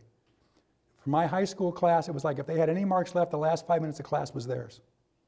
So I figured if they stuck with me for the 50 minutes of the class, the last 5 they could have. Right, but you have some kind of system going on. Some of let's see where we're at with time. Okay. I'll hit this and we'll take a break for lunch. For younger kids, we'll have some of those things where you've got a yellow or a green, yellow, and red. And it becomes that same thing as the chart, where all of a sudden it's like, don't make me flip a card. Don't make me take, What you may have to do is that what you want to have is, depending on the kid, the number of cards they need plus a couple. So now I can move a card every time. So you do something, you're going to move a card. Now some teachers change colors. Some teachers just have it go from green to yellow, and it stays yellow for 5, and then it goes to red. But I'm going to have the consequence every time as they're going to flip a card. Now, I want to start over as many times as I possibly can. So and this is usually elementary school. So if I've got little guys, I might say, okay, morning recess. If you're on yellow, we go out, you stand next to me for 3 minutes before you can play. Now you can go play. If you're on red, you can stand by me for 5 minutes, then you can go play. Now that's the use of a punitive consequence. It's predictable. I can do it. I don't want to take all their recess. I just want to inconvenience them a little bit, right? Kind of a situation in terms of what's going on. When they come back, everybody goes to green again, and we go to lunch. And then after lunch, they come back, everybody's green again, and we go to dismissal or whatever the situation is. But I reset stuff as much as I possibly can. All right. Questions? Yes? Just a quick question about this last one. Do the students feel it's unfair that he has 7 cards and she has... Yeah, you'll always get the young Clarence Darrell who goes, which is a good opportunity to start teaching about that fair is not equal. And I'll do things sometimes where I'll get the tallest kid, and I'll say, come over here and touch the wall. And so I give him a piece of blue painter's tape, and I'll say, okay, put it up on the wall. Then I'll get the shortest kid, and I'll say, now, you can't jump, but you've got to get that tape off the wall by just reaching up and getting it. And if you can't, there's going to be a consequence. Now, would that be fair? Is it this person's fault that one person's taller, one person's shorter? So if I want to be fair, if I want to give, I'm going to give a stool. If I really expect this person to get that tape, I'm going to give them a stool to stand on. That's an accommodation. That's fair. And so we actually start teaching about fairness. It's amazing that kids actually understand that, especially if you get kids below 3rd grade, sometimes they struggle with it, but beyond 3rd grade, kids actually grasp it better than most adults do. But you have to talk about it. Somebody else had their hand up over here. Yeah? Could you repeat the statement, Rick, about the referrals not being a good measure or indicator for behavior? Yeah, for a lot of multi-tiered systems of support, they'll use classroom referrals or office referrals as their data source. The problem with that is that it's actually a much better indicator of teacher tolerance, because some teachers will, they're good at managing stuff in classrooms. They're not going to refer kids. And other teachers refer, at the drop of a hat. And so it's really, what some schools have done is that they've set a kind of a limit where on the 3rd referral of a given kid, somebody's going to go into that classroom and observe to see what's going on. On the 5th referral of any kid, they're going to come in and observe what's going on in that classroom to just kind of help teachers that might be a little too quick, or it could be the teacher that got the class from hell and actually needs some more support. All right, are there any questions or concerns? Anything that came up with you over lunch or that you were thinking about stuff or questions you got about what we've talked about so far? Yes? We have a lecture you're having some behavior support, and I noticed the one thing where you took points away. I hate that. We always want it to be positive. And once or twice I've had kids where I thought maybe a combination would be helpful, and they did it because I made the argument for it. But find that to be the case generally. Yeah, philosophically, you'll get people going, why are you taking things away? And what you're really working on here is a differential reinforcement of low-rate behavior. So by starting with more marks, what you're doing is reinforcing less and less behavior. So it actually is a positive program, but you're taking things away. And the reality of it is that teachers are really good at seeing bad behavior and stink at seeing good behavior. And so they can be much more precise, much more predictable if in the takeaway, which is, I would prefer it that they would give a mark every, and we'll talk about in a couple minutes a different system that's sort of like that. My gut level is, for a lot of teachers, it's like they're not going to be reliable enough to ever make this happen. So it's just a matter of being, in some cases, getting teachers to be honest enough with themselves to say, if we do that, the onus is on you to actually do this, and if you're not, then the issue becomes you're not implementing the plan. And we've had a lot of cases, like especially when it gets to like a manifestation, if it's really a difficult kid. One of the questions you have to answer in a manifestation is, was the IEP and the behavior intervention plan put in with integrity? And the answer to that in most cases is no. If people are really honest, it's not. And then so it's like, sorry, you're stuck with this kid. We're not doing anything until you do it right. So I try to impress that on teachers sometimes to say, let's do a plan that you can truly implement.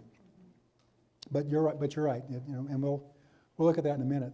Other questions, comments, concerns? Is this okay? Is this stuff working for people? All right, because we're going to have you actually build a plan here in a little bit, so we'll move on. So when people are looking at behavior intervention plans, one of the things, again, we're asked to do is to make sure that we're utilizing things that are empirically supported to be effective. The most powerful behavior change tool we have, if you look at the research, when they do a meta-analysis and when they take all the studies that have looked at it using a given intervention, and they say, okay, so we got these 23 studies that all used, whatever the intervention might be, and they look at how much change took place in the population as the result of that particular study. And they come up with what they call an effect size, how powerful this intervention is in terms of changing behavior. And if an intervention has an effect size of 1, it means that it changed the behavior on average 1 standard deviation, which is a huge change. So if we were doing something for intelligence, for example, and I had an intervention that changed people's intelligence, we don't have such a thing, but if I had that and I got an effect size of 1, it would mean that I raised IQ by 15 or 16 points. That's pretty significant, okay? Now, the most powerful tool we have is called check-in and check-out or check and connect. When that is done correctly, it has an effect size of 1.8. That is tremendous. We have nothing that even comes close to that as far as interventions go. The problem is that it's generally not done correctly, okay? So if I'm using check and connect or check in and check out, what I want to do is identify those replacement behaviors. What is the student doing well? What do I want them to do? And I am using the feedback to let them know how well they're doing. It is not meant to tell them how badly they're doing. So it's not to record negative, it's to record positive. And you want to do it frequently. You want to do it at the end of every lesson or every period, whatever's going on. And you will oftentimes get teachers who just feel that's way too much work, okay? And I oftentimes say, well, think about it. If you were trying to teach somebody, for example, addition, and I never told them they got the answer right, because it's too much work for me to actually tell you that you got this answer correctly, how likely would you think that you'd actually teach addition, okay? So we're really good at, and I'll teachers say, well, I don't have time to do that. And it's like, well, you had time to reprimand him 54 times. We're asking you to actually give positive, maybe once or twice, depending on what's going on. So what you want to do is have, and so like you've got an example up here where I've got, maybe I've got like a multi-tiered systems of support where be safe and be prepared to learn are 2 of the issues that we have maybe in our 3 areas. And this student has a couple of behaviors, so Is he using kind words and actions? Does he stay in the assigned area? Is he using active task engagement? And is he completing his work? Those are the replacement behaviors I want to look at. And then I'll define it out in terms of what that looks like and how many points he gets. And basically what I want to do is enhance their doing the right thing, okay? So at the end of each period, they would come up, and for younger kids, it's like they can carry the sheet themselves. Middle school and high school kids, there's a little dignity issue in terms of going up and, oh, you mark my sheet, kind of a thing. So usually we put them on some sort of a Google Doc kind of a thing where it's all done electronically. And there are some real benefits to that, and we'll talk about that in a minute. But what we oftentimes tell students is that we want the teacher to at the end of each period, you're going to rate the kid's behavior in your period. If the kid comes up and actually talks to the teacher about that, then there's some way that you can give them extra points. So that there's a benefit for the students actually coming up to get that feedback. They don't necessarily have to, but we want to make it worth their while to do so. In many cases, we want kids to also record themselves, and so they're going to do some self-reporting and self-monitoring of their own behavior in terms of this process, because that in itself is a powerful intervention. Now, so for example, in this case, where it's on task for more than 65% of the interval, well, they go, well, that's not very rich, that's not very much. Well, what you want to start with is where is the kid at currently? If they show you that or better, that should get all points to start with. Because if I start off going, well, I want 90, well, the kid's the best he's done is 65, what you're going to have is a whole lot of days going, not quite, no, you're not there yet. It doesn't take many of those messages before the kid says, you know what, screw this idea, I don't like this at all. So you've got to start with where they're at and build from there. That's another challenge that some teachers go, well, he's got to be better than that. Well, but that's where he's at. That's his average. We're going to build off of that, and it's going to change over time. So there's a little bit of work there because you've got to keep monitoring what's his average, because that average should go up, right, as time goes on. What we found for a lot of our, through middle school anyhow, and even some of our high school kids, we've done this, although it depends, is that we've done a thing where we've got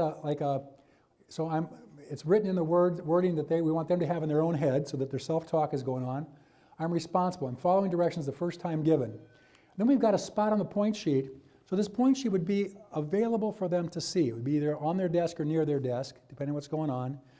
And as you're walking by, you're giving ongoing positive feedback. So if I'm walking past the desk and I'm good, and she's in her seat, I'm going to put a plus. She's doing her work, I'm going to put a plus. She's doing kind behavior.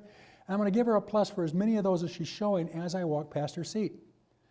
Maybe the speech pathologist comes in. They do the same kind of thing. Whoever's walking by, we do that as frequently as we possibly can. And this is one of those ways that we increase that positive to negative. I didn't understand that. Well, I hope the other people do. Okay. Interesting. All right. Anybody else not understand that? Or just my phone. So basically, what you're doing is you're giving them ongoing, in the moment, as frequent as is feasible, positive feedback. That is not data. Okay? This is process data. This is not outcome data. So what this does is it enhances the ability for the student to show that behavior. You're paying attention to it. Quite frankly, on a bad day, you might be going by and giving him pluses more often than a good day. So if she's having all kinds of problems being in her seat today, anytime her butt touches that seat, I might want to be over there going, hey, you're in your seat, good job. All right?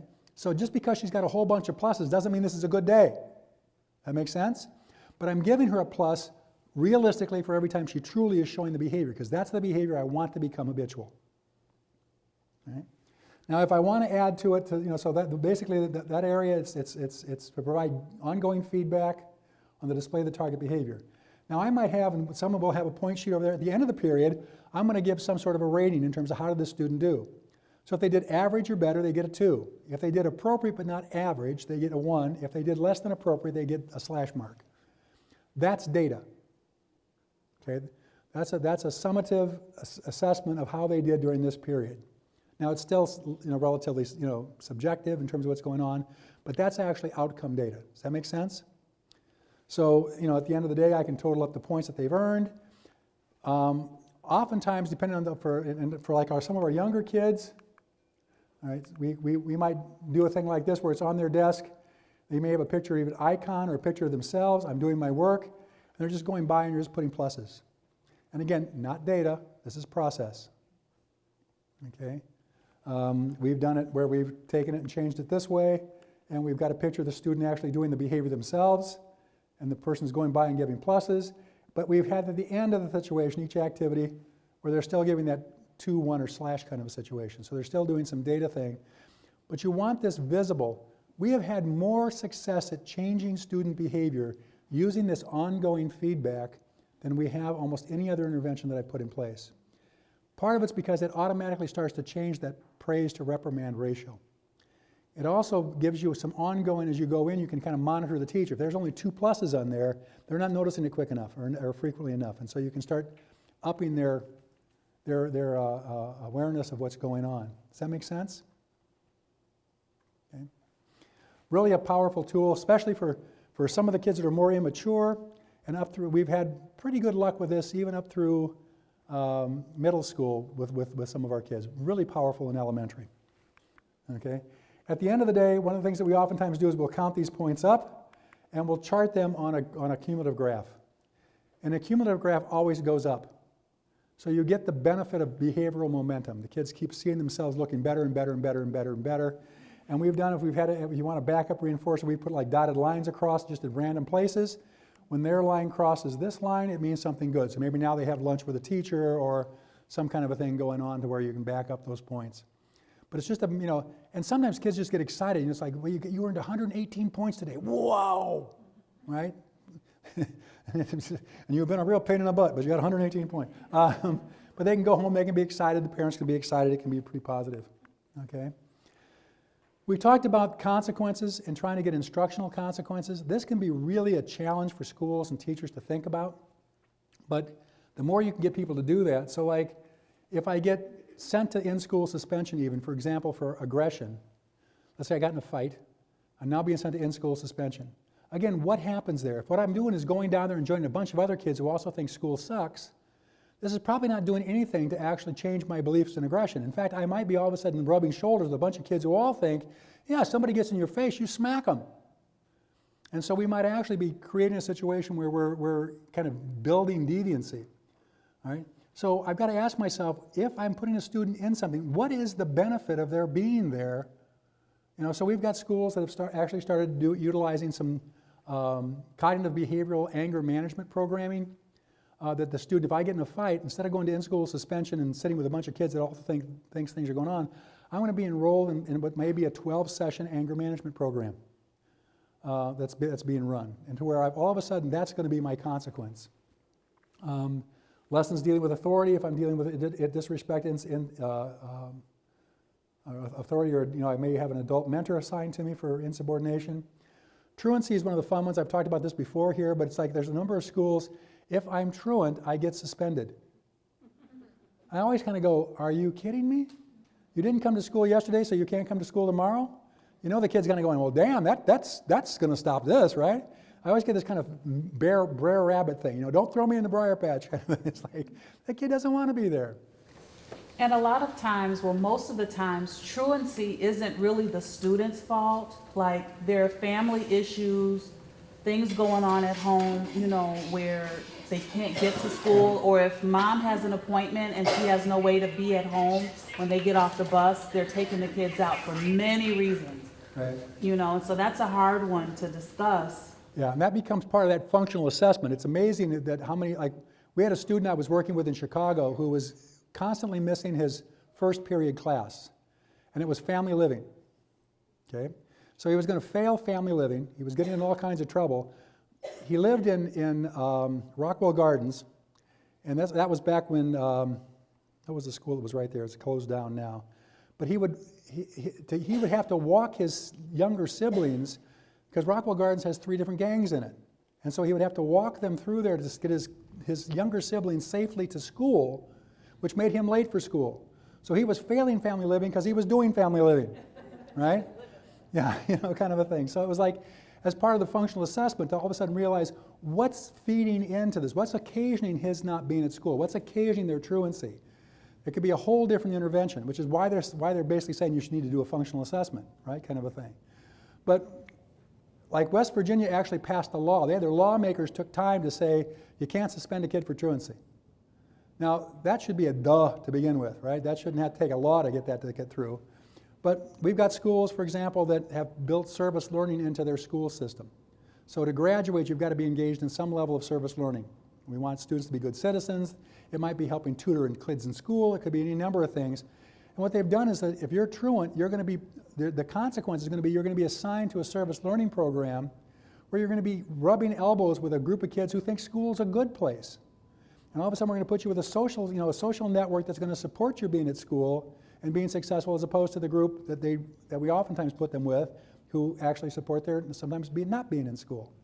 So it just begins looking and saying, what's going on here? How do we build consequences that actually fit into what we need to do to change the dynamics, the experience of the student to enhance that replacement behavior? Okay. So again, part of as staff, you've got to ask yourself kind of, if I'm looking at behavior, what's the role of the school in terms of dealing with behavior, social behavior? So you've got a number of students. I've got some hearing loss issues going on. It's going to affect my academics, it's going to affect my mental health, it can possibly affect my socialization. What's the school's role in trying to prevent problems and to enhance the issues of success that we want to have? So, in talking about that, what's your professional objective? How are you going to set up a plan of observation for that student to actually say, are we meeting those expectations? Both my professional expectation and the school's expectation, is that happening? So we talked earlier about the fact that like a lot of the internalizing kind of disabilities are a big risk for your population. Do people know what to look for there? Do we have screening things in place to deal with that? Looking at that trauma, adversity history of the child, their plan for managing themselves, all those self-control plans. Are we consciously working with staff to actually look at that and make that an active situation? How does that fall into our staff development? And we do way too little staff development in schools. We've got it's one of those things that back in the years where we were fighting contracts and all this kind of stuff, one of the things teachers negotiated away were a lot of the training days. And so now we've got ourselves in a situation where we've got some very critical skills to have to develop and no time or place to do it. So that's kind of a challenge. So, I got to acknowledge, desired behavior. I want to promote student success, recognize and accommodate client conditions, right? Those expectations, all this is kind of a summary. This is the big thing. Again, when we're dealing with challenging behavior, especially really challenging behavior, the kind that can become destructive and assaultive, 80% of dealing with that effectively is going to require teacher change. It's what you guys do to set the stage for the kid to be able to practice the behaviors that we want them to practice. They're not in a place to put it. It's not a 50-50 issue. Okay? All right. So, we're going to do something here. I don't know what Sherry got out. What we're going to do is I'm going to give you when I talked to her a week or so ago, there were like 25 people signed up for this, or 20 people, so I made 25 copies. Now we've got 45 people, so guess what? You're going to share. So you've got an IEP for a young man named Tyson. Okay? What I want you to do is to read this IEP, and then you also have an FBA. You get the first page of an FBA. What I want you to do is, as a group, you can form whatever groups you want to form, 4 or 5 people. If you've got a service team that you're working with, you can work together. If you've got your own kid that you brought, maybe you brought some material from a student you're working with, that's fine too. You can work with your own student. What I want you to do is to look at, and if you're working with Tyson, I want you to look at his IEP, look at that functional assessment, and I want you to develop a behavior intervention plan for him. So you've got the sheets behind the functional assessment page. You've got the Illinois sheets for an FB or for a behavior intervention. You've got 2 pages there of questions you've got to answer. So as a team, kind of jot down what you see as the answers to those, and what your intervention is going to be. And then you've got the last page is that IEP or behavior plan at a glance. I want you to pick one of the behaviors, and I want you to fill that out. I want you as a team to pick somebody who's going to present for your group what you came up with. That make sense? So this is going to be a work time for you guys. Yay! All right? Does everybody understand what I'm asking you to do? So the first thing you're going to do is read the IEP, read the FBA, and then start discussing together what you think needs to be put in place as a behavior intervention plan.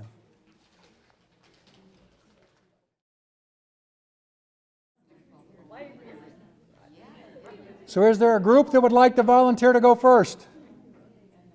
It's always easiest to go first. You go first? All right, who's the speaker? All right, this is only for the camera, so it's not going to go through the microphone, so you got to speak your good teacher voice. Sure. Okay. So we worked, in small groups and then big groups, and we feel like the student's not placed properly. we Don't blame me, I didn't do anything, I just grabbed the IEP. We feel like he's 5 grade levels below in reading. He needs to come over to the self-contained side, be actually in my classroom. I teach middle school deaf and hard of hearing students. No wonder why he's frustrated. No wonder why he's shutting down. The guy can't read. So we propose a placement change, but we would also write a BIP for him to go with him to the placement change. And we also hypothesize that a lot of his behaviors would decrease if he was in the self-contained environment. Less noise, fewer students. He'd actually be with students that he could communicate with that had hearing loss like him. We talked about doing the book identity, like a book circle, bringing up characters with hearing loss that made him feel more accepted in his environment. Looking ahead, what else? We talked about a check-in, check-out to start, because it seems like he really enjoys adult attention. Maybe his math teacher, I know he's really doing well at math, so starting the day off with the check-in, check-out, talking about expectations. What's your reward today, Tyson? What do you want to do? And then ending the day with the check-out portion, and then every period in middle school, the I can statements we talked about. I can stay in my seat. I can ask for help. We really want him to start recognizing his feelings and asking for support. Obviously, that's a huge task for a middle schooler, so we have to start with little statements, focusing on the positives and finding out what he's motivated with. We were reading through this IEP. We couldn't find a lot of strengths at all. Very daunting paperwork about him. Does he like sports? Does he like video games? What does he like? And use that as a reward to motivate his behavior. But we think that if we continue with him in the gen ed with material that's 5 grades above him, he's going to keep having these behaviors no matter what we do. So we're trying to set him up for success and propose a placement change. Okay. Questions? Anybody have questions or comments about what they've purported? Good? All right, good. Good job. I just have a general question about the check-in, check-out. We were talking about, because like my schools will use it, and it'll be like a smiley face, or like a straight face, and then like a frowny face, and that's it. Never the positive Ongoing. behavior kind of, because we noticed in here, in your example, it was like 8 positives, then she got a slash, meaning that she wasn't doing a very good job overall with that. But you kept on voting with positives, and I feel like I've never seen that part. We do check in, check out, but we never do that part. The ongoing.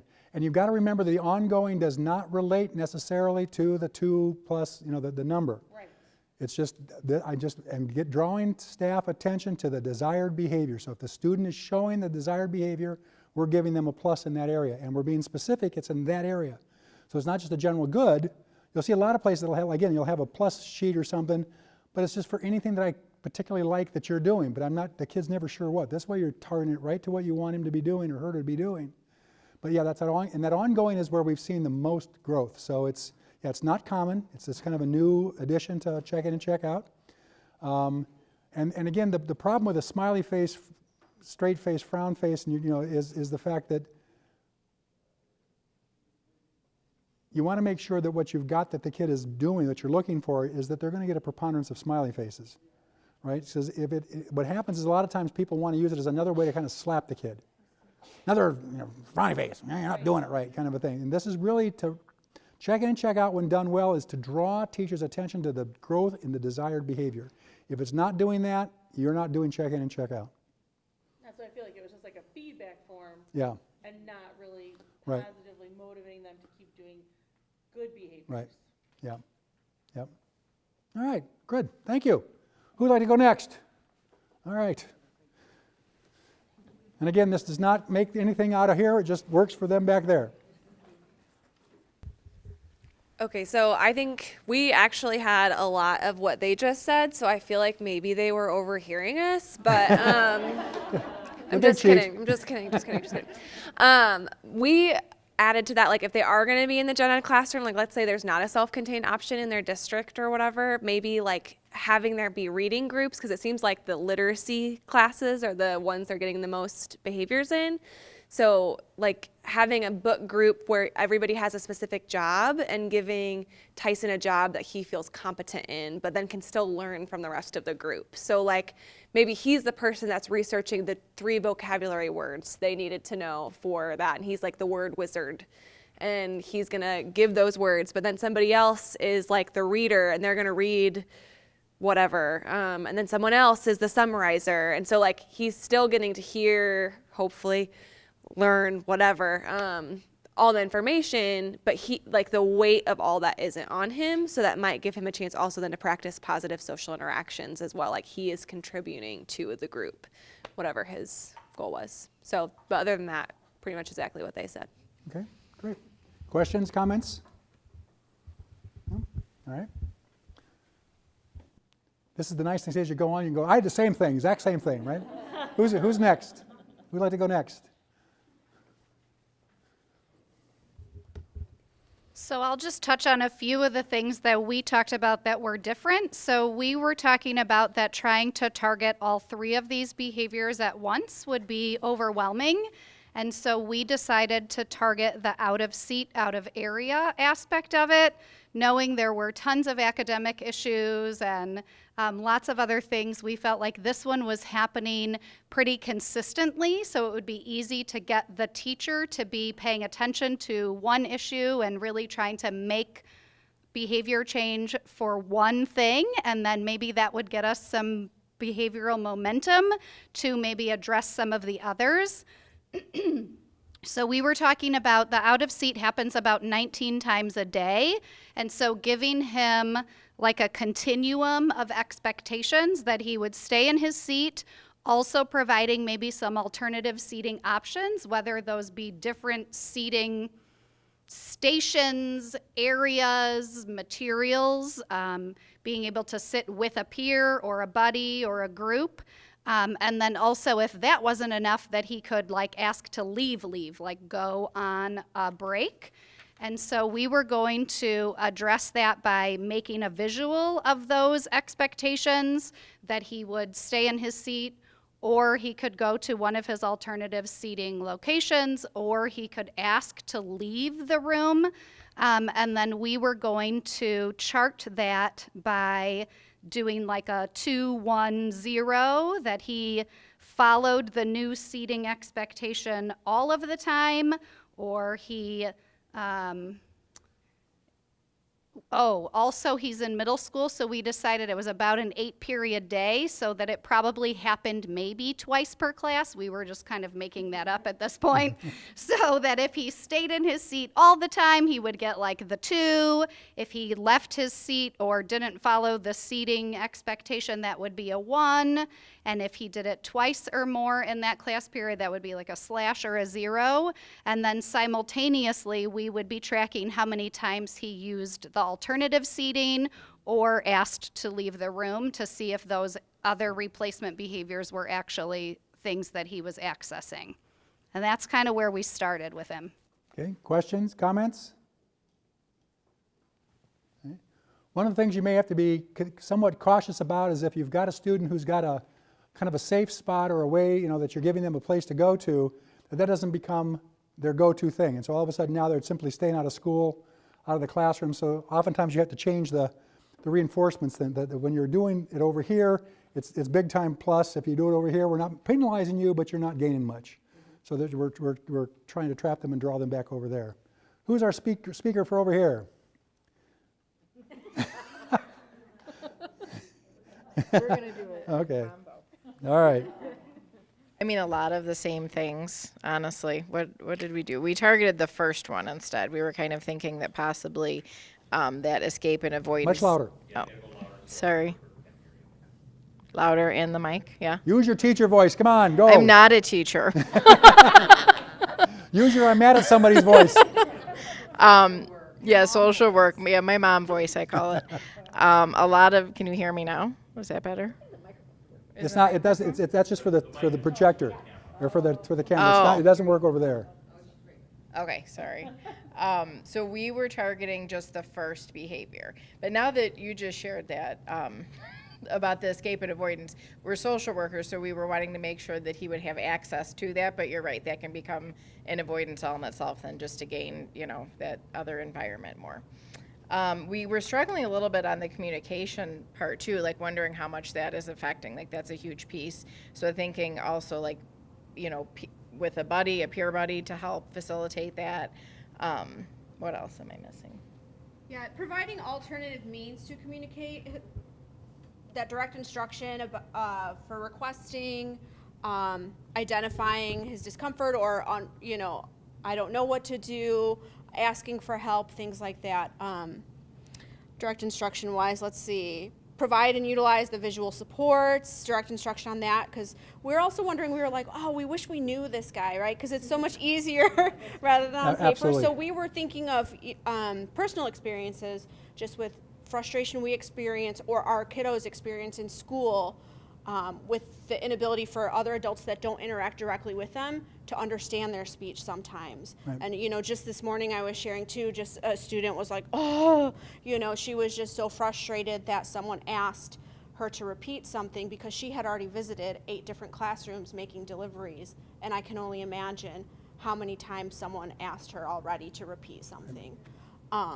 So again, that social work, just what's really going on here, kind of dive in deep in there, but a lot of visuals, maybe pre-teaching, previewing, just like you guys shared too. This is what's going to happen in group today. You're in charge of this, or I'm going to ask you this question.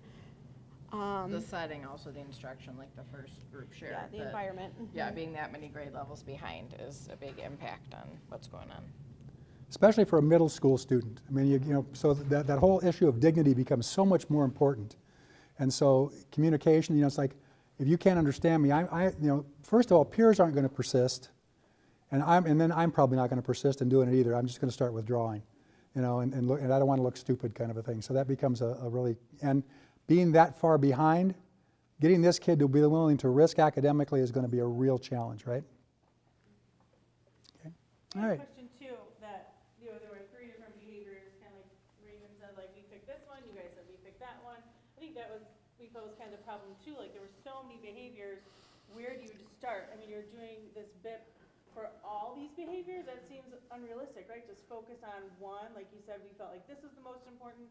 I guess that's up to the team then to say, we're seeing all these behaviors, let's target one, like which one do you pick? It becomes a bit of an issue. A couple of things come into play. One is the fact that even 3, how many of you have kids that only have even 3 behaviors? All right, I mean, usually our kids have, multiple behaviors. So it becomes this issue of how many can a team target? And my own personal belief is that 3 is probably the most any team's going to be able to do with any kind of predictability, all right? That's a good team. That's a teacher who's pretty well skilled. And so, when you were saying we're going to pick one, oftentimes you have to be really honest and say, who am I working with? So if let's say, for example, I'm working with a general ed teacher who is not particularly strong in behavior anyhow, doesn't necessarily believe in all this stuff, I'll oftentimes pick the easiest behavior to change. This is not the most serious at all. I want to get one that I can give this teacher so they can be successful. Because if they can do something, all of a sudden they go, damn, that worked. Now I can get them to try something that's a little bit more challenging. So I've got to look at the level of skill of my teacher, their beliefs, their philosophy. All those things come into play. Then I have to look at, if I'm trying to figure the behavior, I always kind of say, is this behavior dangerous? If it's dangerous, that makes it a top priority. All right. Next, is it destructive? If it's destructive, that's the next highest level. Next is disruptive. All right, is it disruptive? And finally, is it maladaptive? And so if I've got to prioritize, that's how I prioritize as far as which behaviors do I pick.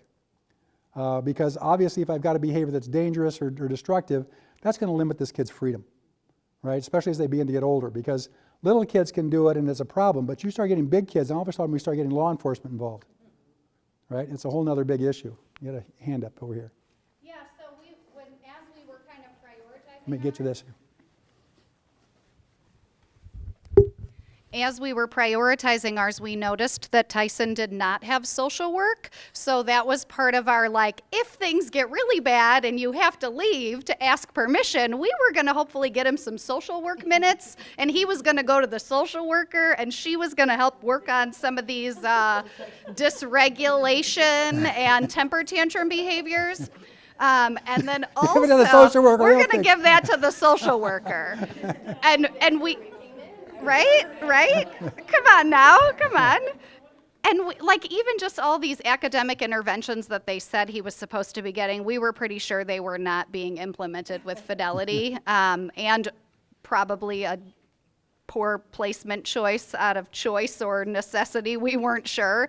And then also the non-compliance piece, given his hearing loss, it was a range of 0 to 93%. We surmised that, like, when he was complying, it was probably because he had a clue what in the hell was being asked of him.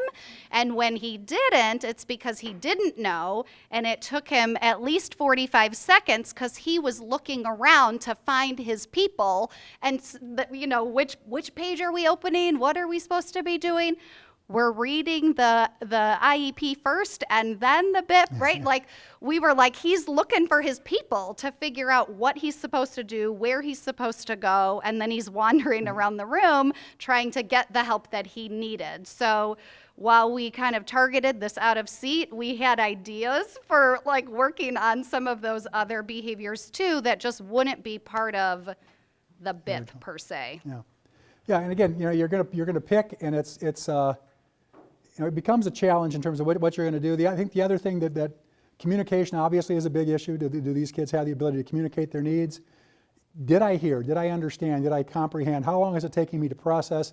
And some of that also is what you look at when you're doing your FBA. So if I'm seeing that this is a student who is having to look at, you know, and pick up cues visually from his peers before he does something, then I better build that into the processing time that this kid's going to need to be able to, you know, to be able to actively comply or whatever. All right. Questions, comments? One more behind. Oh, yep. So I was just curious, as we're talking about like 3 being the most a team can do, I know sometimes with objectives for like IEP goals, you'll say first they should be able to do this, and then they can do this, and then they can do this. So is like working on 3 behaviors, is there ever behaviors that like influence other behaviors that like first they're going to need to be able to be in their seat before we can get them to, you know, work on this paperwork or whatever they need to be doing or homework? Like, is that ever you'll get behaviors that will chain. All right. Am I still on over here? Yeah. Okay. So even aggression. Oftentimes you'll see a kid who will first become, you know, maybe he becomes non-compliant, and then he becomes, you know, disruptive, and then he becomes aggressive. And it's like you don't just see him go to aggressive. You see a building. And so where do I target? Do I target the aggression? If I can target the non-compliance, I might get the whole thing taken care of in the front end. So I just get that first link in the chain. Or the same thing, if I'm building a skill, there's a chain, and I may have to, I've got to build this one first. Sort of like if you're doing that task analysis for brushing your teeth or any other kind of thing. What are the steps? And then I've got to decide, okay, first I'm going to get him to do this, then I'll build this, and then I'll build this, and then finally this. And you build those kind of things. So that falls in, yeah, as part of your objectives. Can you write BIPs that way, like where like it's a chronological thing, like first this, then this, or does it have to be all 3 all at the same time? No, you can build. I mean, it's whatever your team will allow you to do in this kind of situation. You can, you know, from this. The other challenge that comes in terms of what goes on is that oftentimes you'll have behaviors that, you know, I want to get this behavior under control, and you'll see that the student that changes, but now they've done something else equally challenging that throws in. They've replaced it for another behavior that gets, you know, and I'm locked into this BIP. And so being open to say, all right, this is no longer a problem. He's not doing, now he's doing this, right? Because kids are pretty creative around some of those kind of things. So it's got to be a live document, you know, that it changes. You want to be somewhat careful. This is where you get into some bit of trouble in terms of you don't really want methodology in your IEPs, because if you change the method, you've got to have a new IEP meeting. And states are different and everything else. Some states, if you put it, the BIP is always part of the IEP. In Wisconsin, it's only if you staple it. If you staple the BIP and the FBA to the IEP, it's now part of the IEP, but if it stands alone in its own document, it's not, and you can change it without having to have an IEP. So you've got to know what your district's policies are, because it's bizarre. There's no uniformity to that. So then if you wanted to like make that amendment, would you need to schedule an IEP meeting in Illinois? If it's part of the IEP. It depends on how your district is doing it. So I'm not aware that Illinois has made a clear delineation of that. Wisconsin has. Indiana, it's always an IEP issue. That makes it hard to adjust it yearly, usually, like look at it yearly. Yearly, yeah. But is it like if I want to change it, do I have to have an IEP meeting to do it? I think you have to, I don't think it happens as often. Okay, yeah. If you want my real. Right, yeah. I mean, that's how it's true in Indiana. It's like they don't do it. They're supposed to, but they don't, yeah. So, and in your packet, I've got it, I'll put it up. You've got an example of another IEP and an FBA and a BIP that you can look at that basically has the same three behaviors. It's a different kid, different issues. You can read that's going on, but it's got some interventions in that lined up, kind of a thing, just as an example to you. Realize that the BIP has now become a very serious target for parents and parents' lawyers. They're looking at that in terms of what you're doing. Are you implementing it? Are you doing it with fidelity? You'd mentioned that all these issues. One of the things I see are like all the accommodations in an IEP. Fort Wayne, Indiana just had a due process hearing, and they actually had to demonstrate through data that they implemented every one of their accommodations. I don't know of a single school district that could do that. Okay, they lost the due process on the count of that. And I'll go into some of these and I'll pick up an IEP, and this kid's got accommodations out the yin-yang. It's kind of like, and it is not, would my kid do better with this? It's, does he need this to have a level playing field? And sometimes we don't like conflict, and so the mom says, or the dad or whatever, I think he would do, okay, we'll give him that. Okay, we'll give him that. Okay, we'll give him that. Pretty soon you've got 23 accommodations, and again, you can't possibly give them all.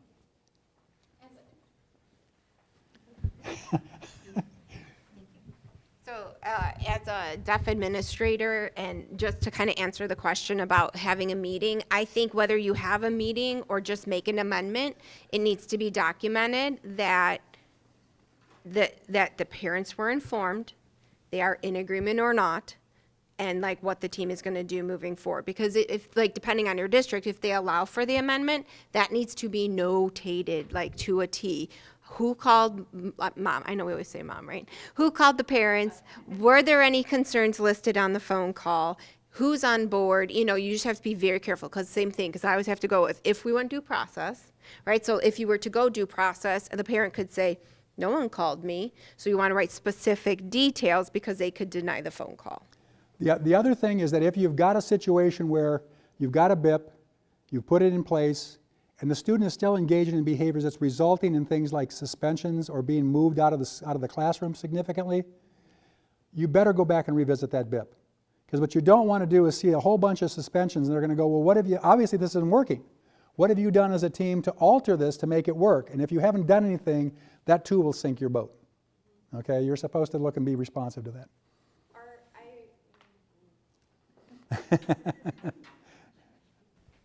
Sorry, we just had a situation recently at our school, so I'm like very curious now. But is it true in the state of Illinois now teachers themselves can be the ones that are put under due process, like the teacher, like who's the case manager? Because I know there was like a case with a nurse who was like sued because of like wrongful death or something, and I heard something this summer about how teachers, like me myself, can be sued. Yes, there are two cases in Illinois in which teachers were taken to court civilly for the denial of a student's civil rights. So what happens is, like, let's say I've got a BIP, and the BIP is all putting out there, and that's why basically you'll see schools will have teachers say, you're responsible to read the IEP, you're responsible to implement the BIP, we're going to tell you what the BIP is, and if you choose as a teacher to not implement it, let's say as a teacher, I go, I'm not doing that in my classroom, you're denying that child's civil rights. So there have been two cases in Illinois. This is not probably going to become a really big thing, but it can come back and bite you. When you say refused, do you mean like they have documentation, they said they weren't going to do it? It's just not being done, and it's not being done. Okay. Yeah, and oftentimes that's. You usually won't get a teacher saying I don't know about it, because that's not going to sink their boat off the bat. They're I couldn't do this, it's not feasible, or whatever the situation is. But they didn't do it. If I'm not, by law, they have to implement the IEP, right? And by law, they have to implement the BIP, all right? One of these suits settled out for about $120,000 at the teacher's expense. The school doesn't even have to send a lawyer with you. The school, basically the school is covered. They've said, you're supposed to read that, you're supposed to do that. They're covered then. You made a unilateral choice not to implement. That's your problem, not mine as a school district. Now, not all school districts are going to do that, but they don't have to send a lawyer. That's your problem. One was $120,000 and the other one was just a little over $20,000. But it's just only 2 cases. This is the other problem is that Illinois is the most litigious state in the country. Really? Yeah. So I mean, you know, and that means that you're going to that we have more due process hearings and lawsuits than than other.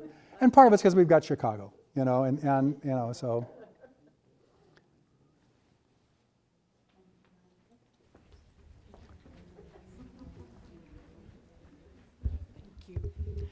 Rick, I didn't participate in the group activity because of ISRC stuff, but when we passed this out and you said to do this, I thought it was a trick activity because when you said, look at the IEP, I'm old school, so I'm about to tell my age.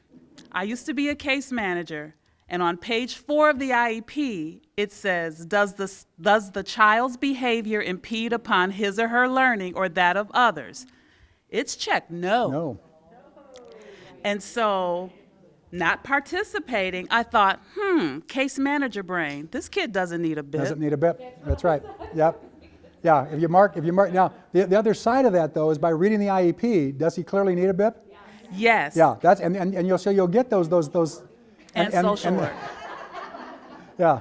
But but it depends. So many IEPs are written wrong or things are checked, and so that can come and bite you in the butt later because I used to have to audit IEPs, and it's like, oh my goodness, you better fix this. I did not change anything but the names. This is a real IEP from a real school, in terms of that came out. So I wanted to use a real one, but I'll see that the same all the time.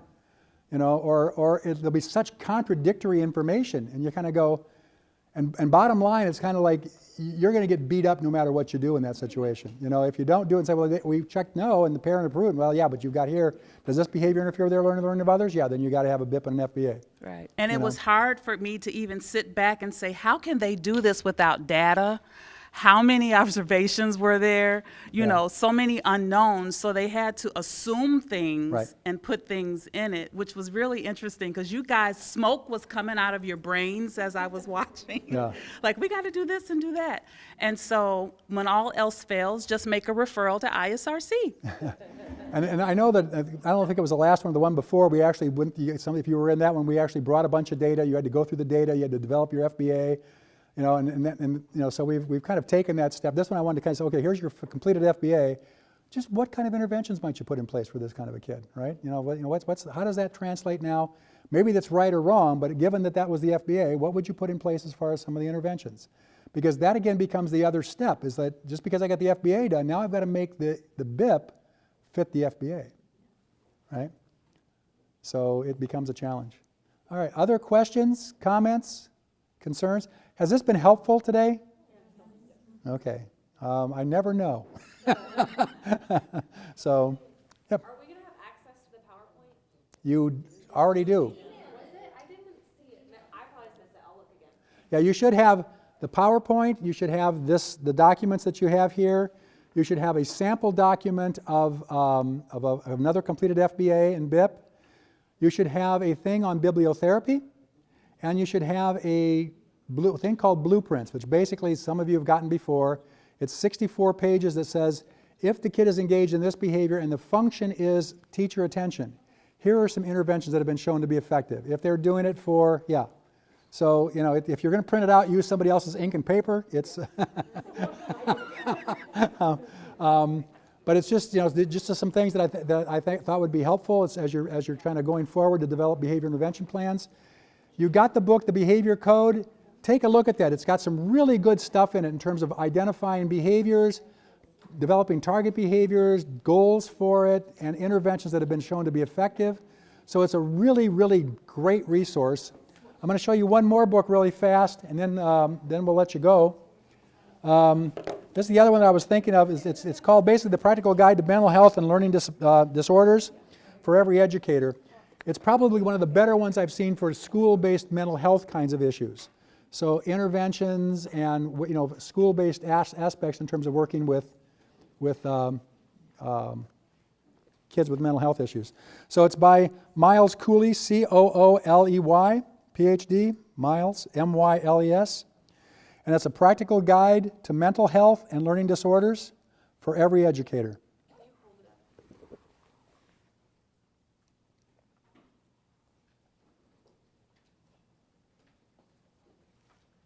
Just noticed that in the I think kids sit too long, and in the intervention, there was no mention of a standing desk or regular breaks for the whole class from sitting. Movement breaks and things, yeah. Which is one of the things, like I talked about, the part of opportunities to respond. A lot of those things get kids up, moving, that takes advantage of some of that movement aspect to keep kids, one, awake. Yeah. But actually, kids don't come to school to learn how to balance the algebraic equation. They come to socialize. Yeah. And so it starts to take advantage of some of those socialization kinds of aspects. And for a lot of your kids, building those social skills and socialization is a significant part of their plan. Mm-hmm. And so, you can kind of kill two birds with one stone with some of that. Okay, so people want to take a look at this, you can come up afterwards, take a look. Other questions, comments, concerns? Thank you. Thank you for your time today. I appreciate it. You've been great.